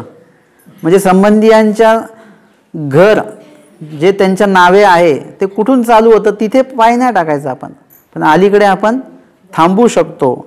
हे बरोबर त्यांना पटलं हे. आणि ते गेले तिथे, उभे ठाकले अंगणामध्ये, भेटले. आता भेटल्यानंतर ते म्हणतात बैसा बैसा म्हणून हात धरूनी बाजीवरी बैसविले. अरे किती दिवसात ना आले, कुठून एवढा चालत चालत तुम्ही वगैरे आलेले आहेत. असं गळा भेट घेता घेता सगळेजण भेटले. म्हणजे त्या काळामध्ये एका घरामध्ये 2-3 लोक राहत नव्हते, पूर्ण एकत्र कुटुंब पद्धती असल्यामुळे, म्हणजे एकत्र 5, 7, 8, 10 जण असायचे. सगळेजण आले, भेटले, अरे वा खूप बरं वाटलं, भेटले. आणि त्यांनी कधी त्यांना त्या भेटीगाठीमध्ये हात पकडून त्यांना अंगणामध्ये आतमध्ये आणलं, त्या बाजेवर बसवले, त्यांना सुद्धा कळालं नाही, पाय धुतले. आता जेवा. आणि मग ते त्यांना म्हणतात आता असं करा, तुम्ही आता जेवण करून जाता, जेवणाची वेळ झालेली आहे. मग जा. मग पाणी ठेविले. आता जेवण तयार होत आहे, थोडा वेळ लागेल, त्याच्यापर्यंत तुम्ही काय करा, आंघोळ करून घ्या. आता तुम्ही प्रवासात आलात, पुढे कुठे आंघोळ होईल नाही होईल, आंघोळ करून घ्या. पाणी ठेविले. आता आंघोळीसाठी पाणी ठेवलं तर ते पाणी तापेपर्यंत काय करा, उठणं वगैरे लावून घ्या. म्हणजे एक एक कसं वाढतंय. मग ते उठणं बिटणं लावलं, सगळं अंग बिंग घासून त्यांचं काढलं असेल. मग आंघोळीचं पाणी गरम झालं, मग आंघोळ घातली. मग आंघोळ झाल्यानंतर बरं वाटलं, भूक लागली, मग जेवायला वाढलं आणि जेवले पोटभर. तव विळू झाला तोपर्यंत संध्याकाळचे 5-6 वाजून गेले. मग ते म्हणतात आता बघा पुढचं गाव इथून इतकं किलोमीटर आहे, तिथे जायपर्यंत काळोख होईल, रस्त्यामध्ये चोर वाघ साप वाच, त्याच्यापेक्षा असं करा आजच्या दिवस थांबा इथे. मग राहिले मुक्काम केला चांगला, सवयीची उठिले मग निघाले. सकाळीच उठले आणि निघाले दत्तात्रय प्रभूंच्या भेटीला. आणि तिथे चांगदेव भट जे होते, आता हे डखल्यांचे नातलग होते सगळे. चांगदेव भट त्यांना म्हणतात, हे काही डखले हो गोसावी वारिले तेची आम्ही केले. कधी आठवलं त्यांना? सकाळी आठवलं. का बरं? जेव्हा गेले तेव्हा का नाही आठवलं? बाजीवर बसले तेव्हा का नाही आठवलं? जेवायचं सांगितलं तेव्हा का नाही आठवलं? मुक्कामी थांबले तेव्हा का नाही आठवलं? सकाळी उठले तेव्हाच का आठवलं? कारण की आता तुम्ही ज्या वातावरणात गेलेले आहात, लगेच तुम्ही त्या वातावरणाचे होऊन जाता. आपण जरी म्हटलो की बाबा आम्ही काही घेणार नाही बरं का, फक्त येऊ तुमच्याकडे, आता गेल्यानंतर ते काहीतरी देतातच. आपण काय करतो मग? खातोस. म्हणजे खावं लागतं थोडंसं. म्हणजे ते म्हणजे तो माहोल नसतो, आपली इच्छा नसते, परंतु ते कार्य होऊन जातं. आम्ही जेवणार नाही, आम्हाला भूक नाही, तरी पण ते म्हणतात अहो थोडंसं एक चतकोर खा आणि उठा. परंतु ते वाढताना किती वाढतात? एक चपाती वाढून देतात, आपणही ती संपवून टाकतो. म्हणजे त्या ठिकाणी गेल्यानंतर तुम्ही त्या वातावरणाचे होऊन जाता. तसं या ठिकाणी परमेश्वराच्या वातावरणातनं निघाले, परमेश्वराच्या भेटीसाठी निघाले. वातावरण तेच आहे, पण ज्यावेळी नातलग भेटले त्यावेळेस काय झालं? परमेश्वराचं वातावरण सगळं बंद झालं. निर्गुण वातावरणात निघाले, पण त्रिगुणामध्ये गेल्यानंतर काय झालं? त्रिगुणात्मक झाले. मग देव आठवले नाहीत, देवाची आज्ञा आठवली नाही, काही आठवलं नाही. आणि मग काय झालं? त्या ठिकाणी ते पूर्णपणे परमेश्वराचं वाक्य विसरून गेले. काय आहे? ईश्वरे देता ही एक अनधिकारे विसरे ती. म्हणजे विसरून जातात, विसरले ते. देवाचं वाक्यच लक्षात नाही राहिलं. सकाळी का आठवलं बरं? कारण की सारस्वत काळी उठलेले आहेत, सकाळी लवकर उठले. आपल्यासारखं नाही 8 वाजता 7 वाजता. कधी? जुन्या काळातले लोक सकाळीच उठायचे. आजही जुने लोक तुम्ही बघाल ते सकाळीच भल्या पहाटे उठतात. हे सकाळी उठलेत आणि त्या काळामध्ये आमच्या स्वामींची कृपादृष्टी, सकळ जीवा ते चिंती, चिंतन सुरू आहेत. यांच्याकडे पण कृपादृष्टी गेली की बाबा चांगल्या कार्यासाठी गेले आणि कुठे अडकले. आणि म्हणून त्या काळामध्ये चांगदेव भटांनी स्वामींची आठवण केली असेल, स्वामींच्या आठवणीमध्ये स्वामींच्या आज्ञेची आठवण झाली आणि आपण आज्ञाभंग केलं हे सुद्धा त्यांच्या लक्षात आलं. आणि मग ते म्हणतात, अरे आपण तर देवाच्या आज्ञेचा भंग केलेला आहे. गोसावी विधी विला तो आम्ही भंगून टाकला. आता काही दर्शन होईल. आता कसलं दर्शन होणार आहे? आता चला परत माघारी. आता काही गोसावी आम्हा भेट देत असती. दत्तात्रय प्रभूंची भेट घेण्याचा योग आलेला होता बरा. म्हणजे किती महत्वाचं योग होता तो, परंतु एका नातलगामुळे तो गेला. आता ह्या वेळेतनं तुम्हाला लक्षात येईल की स्वामींचं कुठलं वचन आहे बरं? नातलगांमुळे नुकसान होतं आपलं. संबंधी अधिकारू नाही. आचाराचं 3रं 4थं वचन आहे. संबंधी गोसाव्यांनी सांगितलं की दुरूनही अंतःकरणी न आठवावे. म्हणजे स्वदेश संबंध त्याज्य, स्वग्राम संबंध त्याज्य, नॉर्मल सांगितलंय. परंतु संबंधियाचा संबंध त्याज्य नाही सांगितलं, विशेषतः त्याज्य सांगितलं. का? कारण की नातलग भेटले की ते काय करतात? तुमचा धर्म भ्रष्ट करून टाकतात. तुमचं जे धार्मिक वातावरण आहे त्या ठिकाणी संपून जात असतं आणि कार्मिक वातावरण, जे प्रापंचिक वातावरण जे आहे ते त्याच्यामध्ये तुमच्यामध्ये उद्भवतं. म्हणून स्वामींनी विशेषतः त्याज्य आणि त्याचा अर्थ मानव तत्वज्ञानामध्ये काय लावतात? दुरूनही अंतःकरणी न आठवावे. मानव पंथाच्या वचनांमध्ये, वचनांच्या अर्थामध्ये एवढे काटेकोर सगळे अर्थ दिलेली आहेत, जी नंतरच्या काळात घडणार आहेत त्याच्या सूचना आधीच देऊन ठेवलेल्या आहेत. जसं एखाद्याने दीक्षा घेतली, लांब घेतली, गावापासनं स्वदेशाचा त्याग केला, संबंधियाचा त्याग केला, स्वग्रामाचा त्याग केला आणि लांब दीक्षा घेतली कुठेतरी, परंतु तिथून सुद्धा नातलगांची आठवण येते की नाही? म्हणून सांगितलं दुरूनही अंतःकरणी न आठवावे. आठवणच नाही आली पाहिजे तुम्हाला. अशा पद्धतीचं वातावरण तुम्ही तयार केलं पाहिजे. परंतु या ठिकाणी काय केलं, यांना एक नातलग काय भेटले आणि दत्तात्रय प्रभूंची भेट कुठे आणि नातलगांची भेट कुठे. कशाला त्यांनी प्राधान्य दिलं पाहिजे होतं की एकदा दत्तात्रय प्रभूंची भेट घेऊया, ती महत्त्वाची आहे आधी. मग त्यानंतर वाटलंच तर आपण यांची भेट घ्यायला परत इकडे येऊया. पण आधी भेट कोणाची महत्त्वाची आहे. आपल्याला आयुष्यात एवढंच कळलं पाहिजे की भेट कुणाची महत्त्वाची आहे, सेवा कुणाची महत्त्वाची आहे. जर का कुणी म्हणत असतील की आम्हाला हे काम असल्यामुळे आम्ही काय त्या मोठे जे अधिकरण कोणी येणार आहेत त्यांच्या भेटीला आम्ही येऊ शकणार नाही. कशासाठी बरं. आमच्याकडे त्यावेळी पाणी येतं. कारण पण काय असतं हे, म्हणजे मी गमतीने असं म्हणतो की ते पाणी सोडणारे कोण आहेत त्यांच्यावर मी केस करणार आहे असं मी गमतीने बोलतो. कारण की आम्ही 2-3 ठिकाणी प्रवचनाला जातो, मग ते कोणी कोणी प्रवचनाला येत नाही. मग ते कधी काळी भेटले की त्यांना मी विचार का हो तुम्ही प्रवचनाला का नाही येत. काय बाबा त्याच काळात आमच्याकडे पाणी येतं. बरं या गावाला पण तेच म्हणतात, त्या गावाला तेच म्हणतात. म्हटलं हे पाणीवाले आमच्या मागे का लागलेले आहेत की आमच्या प्रवचनाच वेळी पाणी का सोडतात हे लोक. म्हणजे आपण कारण तरी काय सांगावं. म्हणजे आपल्या बाबतीमध्ये ते होईल ना, जन्माला आला आणि पाणी वाहून तुम्ही पूर्ण करा ते. म्हणजे आपलं आयुष्य पाणी वाहण्यातच जाणार आहे का. कधीतरी आपल्याला ही गोष्ट पण कळली पाहिजे की आपल्या आयुष्यामध्ये महत्त्वाचं काय आहे. कोणाची भेट महत्त्वाची, कोणाची आठवण महत्त्वाची आहे. आता तुम्ही एखाद्याची किती आठवण करत राहिले तर त्याच्याने तुम्हाला फायदा काहीच नाही आहे, योग्यता नाही वाढत. तीच जर का तुम्ही स्वामींची आठवण काढली तर त्याच्यामुळे तुमची योग्यता होते. तुम्ही बाईसांची आठवण काढली तर त्याच्याने तुम्हाला स्वामी आठवतात. तुम्हाला भटोबासांची एखादी लीळा आठवते तुम्हाला, त्याच्यामुळे भटोबास तुम्हाला स्वामी आठवतात. अर्थातच तुम्ही पाणी भरत आहात घरी, तुम्हाला भरावं लागेल पाणी, तुम्ही प्रपंचामध्ये आहात.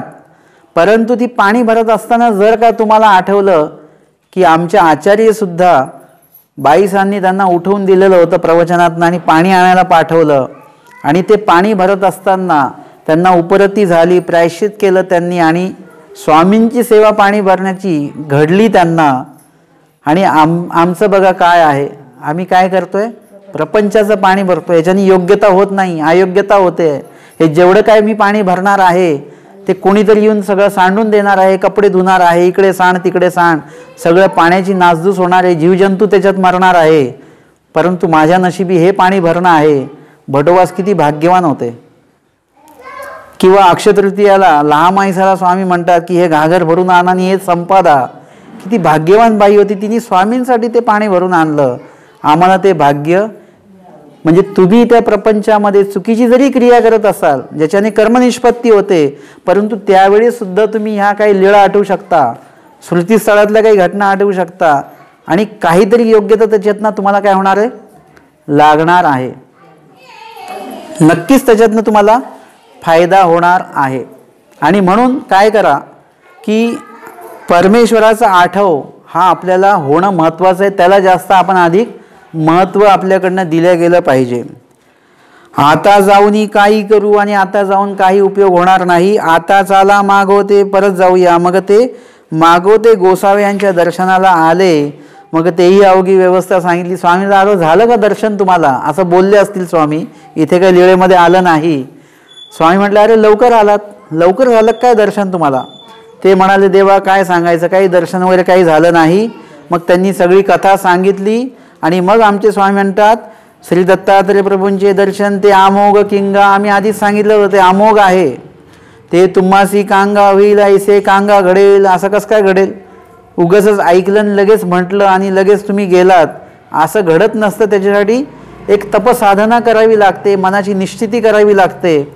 असं काही पण कधी पण साधत नसतं, तुम्हाला त्याच्यासाठी वेळ द्यावा लागतो. सर्वज्ञ म्हटले कवणी एकी माता असे, असं स्वामींनी सांगितलं. आणि मग स्वामींनी यावर त्यांना डोळकेल्या बाळकाचा दृष्टांत सांगितला की कवणी एकी माता असे, ते आपल्या लेकुरवासी पेहे दे तथा पाजी. त्याला पेय पाजते ती, ते डुळकी परंतु त्या बालकाला काय झालेलं आहे, झोप आलेली आहे. तो जेवलेला सुद्धा नाही आहे आणि त्याला झोप पण खूप आलेली आहे. आता तरी पण त्याची आई काय करते, मागवते दे, परत त्याला ते पाजते थोडंसं. परंतु डुलकी म्हणजे परत तो थोडासा जागा होतो आणि परत त्याला डुलकी येते. मागवते दे, मागवते डुलकी, पुन्हा पुन्हा ती आई देते त्याला. तेवढ्या वेळापुरतं तो सावध होतो, जागा होतो आणि परत त्याचे डोळे लागतात. आणि मग त्या ज्या सेजिया सायली आहेत, त्या आईच्या ज्या काही मैत्रिणी आहेत आसपासच्या, त्या त्यांना म्हणतात, त्या आईला म्हणतात, हाओ हे डुळकीत आहे तरी का पाजी ती एसी, म्हणजे हा तर झोपतोय, तू कशाला उगाच त्याला पेय वगैरे पेज वगैरे जे काय आहे ते कशाला उगाच त्याला पाजते, त्याला झोप येते, त्याला झोपू दे. ते म्हणे घेई आई आणतू तरी लितेल. हो बरोबरच आहे, त्याला झोपूच द्यायचं आहे, उठवायचं नाही आहे. परंतु त्याच्या तोंडामध्ये जर का ते पेस्ट टाकली आणि थोडंसं त्याला उठवलं की तो उठतो आणि उठल्यानंतर काय होतं, तो तोंडात जे आहे ते काय करतो, तो असं तो गिळून टाकतो. म्हणजे ते कुठे जातं, त्याच्या पोटात जातं. तो जर का उपाशीच झोपला तर काय होईल, त्याचं पित्त वाढू शकतं. उपाशीच झोपलं तर काय होईल, त्याच्यामध्ये त्याच्या शरीराचं आंतरिक नुकसान त्याच्यामुळे होऊ शकतं. म्हणून थोडी 2-4 चमचे जरी पेस्ट टाकली तर काय होईल, ती पेस्ट त्याच्या पोटामध्ये जाईल आणि एकदमच पोट रिकामा राहणार नाही आणि पित्तसुद्धा होणार नाही. म्हणून ते आई त्याला देत असते. अशाच पद्धतीने हा दृष्टांत आहे. याचा सिद्धांत आपण बघणार आहोत. तैसे कवणा एका प्रती परमेश्वर शास्त्र निरूपिती. तसं कुणा एका प्रती स्वामी काय करतात, शास्त्राचं निरूपण करतात, ज्ञान निरूपण करतात. ते तो विसरे, परंतु तो लक्षात ठेवत नाही. तो काय करतो, ते विसरून जातो. मागवते निरूपिती, परत स्वामी निरूपण करतात. परमेश्वर वैतागत नाहीत, कंटाळत नाहीत की हा विसरतोय, मग कशाला सांगावं याला, परत त्याला निरूपण करतात. मागवते विसरे, परत तो विसरतो. मागवते निरूपिती, मागवते विसरे, पुन्हा पुन्हा स्वामी सांगतात, पुन्हा पुन्हा तो विसरतो. जसं डोमेग्रामला आमचे स्वामी उंच मठामध्ये जातात, सगळेजण शास्त्रचर्चा करत असतात. स्वामी जाऊन तिथे बसतात आणि स्वामी त्यांना विचारतात कशाबद्दल चर्चा चालू आहे, सकाळच्या निरूपणाबद्दल. स्वामी म्हणतात, पा म्हणा बरं काय समजलं तुम्हाला. ते म्हणतात, जी सकाळचं जे निरूपण झालं त्याच्यात ना असं निघालं. स्वामी म्हणतात, नाही. ते भक्तजन म्हणतात, आम्ही म्हणतोय ते असं आणि भटोबास म्हणतात ते असं. स्वामी म्हणतात, तुम्ही म्हणत असाल ते बरोबर, भटोबास म्हणतात ते चुकीचं आहे. कधी कधी स्वामी सांगतात की भटोबास म्हणतात ते बरोबर, तुम्ही म्हणतात ते चुकीचं आहे. कधी कधी स्वामी म्हणतात, तुम्ही दोघंही जे म्हणतात ते चुकीचं आहे, असं नाही आम्ही सांगितलं. आम्ही कसं सांगितलं, म्हणून गोसाई परत निरूपण करतात आणि म्हणतात, आता समजलं का बघा. ते सांगतात, स्वामी म्हणतात, नाही समजलं तुम्हाला. परत निरूपण करतात, आता बोला बरं. मग ते परत सांगतात, स्वामी म्हणतात, तुम्हाला आता समजलंय पण तुम्ही सांगू शकत नाही, नेमकं शब्द नसतात आपल्याकडे. मग स्वामी परत निरूपण करतात, मग त्यांना समजतंही आणि बरोबर स्वामींना अपेक्षित असलेल्या शब्दांमध्ये ते स्वामींनाही सांगतात आणि स्वामी म्हणतात, हां आत्ता बरोबर, आत्ता परिसलेम, आता बरोबर जमलं तुम्हाला. अशा पद्धतीने परमेश्वर कंटाळत नाही. तुमची वासना असेल, ऐकायची इच्छा असेल की तुम्ही म्हणाले की बाबा हा दृष्टांत आम्हाला परत समजावून सांगा, मला नाही समजला, डोक्यावरून गेला, आम्ही वैतागायचं का लगेच. मग काय निरूपणाच्या वेळेस झोपले होते का तुम्ही, ऐकायचं नाही का वगैरे वगैरे असं बोललं तर चालेल का, नाही. आम्ही काय बघतो की बरं ह्यांना समजलं नाही, हे प्रामाणिकपणे आलेले आहेत आणि म्हटलात की मला सांगा. आमच्याकडे कोणीच येत नाही असं की आम्हाला सांगा म्हणून. हे जर का आलेले आहेत तर त्यांना निरूपण करा. परत ते विसरले, उद्या परत विचारलं काय लक्षात राहिलं का, ते म्हटलं थोडंसंच राहिलं, सगळं नाही राहिलं. परत त्यांना निरूपण करा. का, त्यांची इच्छा आहे म्हणून. त्यांची इच्छा नसेल तर नका सांगू, पण अर्थाप्रती बोलावे सांगितलं म्हणून त्यांना नक्की परत परत निरूपण करा. स्वामी पुन्हा पुन्हा निरूपण करतात आणि स्वामींच्या सन्निधानी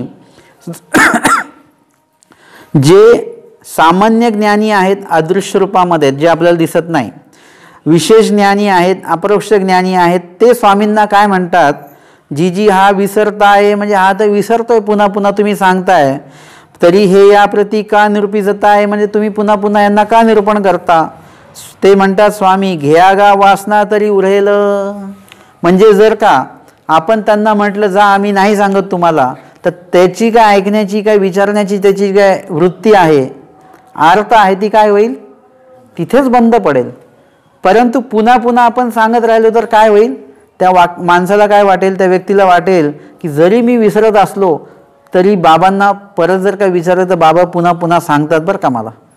म्हणजे तो काय करतो, त्याची इच्छा तशीच ठेवतो की नाही आपण ज्ञान विचारलं पाहिजे, नाही जरी समजलं तरी परत विचारा, लक्षात नाही राहिलं तरी परत विचारा. सांगणारे व्यक्ती आपल्याला सांगतायत म्हणजे याची ऐकण्याची इच्छा कशी राहते, जिवंत राहते. पण जर का एकदम त्याला वैतागून आपण काहीतरी बोलून टाकलं, जा आम्ही नाही शिकवत आता, परत परत सांगायला मी काही रिकामा आहे का, असं जर का बोललं तर काय होईल, त्याची जी ऐकण्याची जी अर्थ आहे ती मरून जाईल तिथे. म्हणून एखादा व्यक्ती तुम्हाला काही प्रश्न करतोय ज्ञानासंबंधित, लीळेसंबंधित, वचनासंबंधित, एखाद्या विधी संबंधित, तर त्यांना काय करा, तुम्हाला जेवढं शक्य आहे तेवढं त्यांना समजवा, त्यांच्यामध्ये त्यांचा धर्म जागृत ठेवा, त्यांचा धर्म मारून टाकू नका. एखादा माणूस विधी करतो त्याला बोलू नका की तुम्हाला नाही जमणार हे विधी, व्हा बाजूला तुम्ही, असं बोलू नका. त्याचा धर्म जागृत ठेवा. तो परत कधी तुमच्या त्या विधीसाठी तो उपस्थित होणार नाही. तो म्हणेल मला काही घेणं देणं नाही, जाऊ दे तिकडे. ते तुम्ही त्याचा धर्म मारू नका. आपल्यातलाही धर्म आपण मारायचा नाही. धर्म आपल्यातला आपण जिवंत ठेवायचा, दुसऱ्यांचा पण जिवंत ठेवायचा. आणि अशा प्रकारे स्वामींच्या आज्ञेनुसार जर का तुम्ही राहिलात तर तुमचं जे काही धर्म आहे तोही जिवंत राहील आणि समोरच्यांना पण तुम्ही धर्म तुमच्याकडनं प्राप्त होईल, समोरच्याकडनं तुम्हाला धर्म प्राप्त होईल. आणि जर का थोडासा जरी तुम्ही चूक केली तर काय होईल, या ठिकाणी दत्तात्रय प्रभूंची भेटी होता होता ती चुकली, तसं आपली आणि स्वामींची जी भेट होणार आहे त्याचा जो आपण प्रवास करतो आहोत, ती जर का भेट आपली जर का म्हणजे व्हायची आहे असं आपल्याला वाटतंय तर देवाच्या आज्ञेमध्येच आपल्याला चालावं लागेल. आजच्या सत्रामध्ये आपण या ठिकाणी डोळकेल्या बालकाचा हा 44 क्रमांकाचा दृष्टांत पाहिला आणि त्यासोबतच या ठिकाणी आपण 204 क्रमांकाची डखल्या चांगदेव भटाते श्री दत्तात्रय प्रभूंच्या दर्शना पाठवणे ही लीळा या ठिकाणी आपण पाहिलेली आहे. दंडवत हो.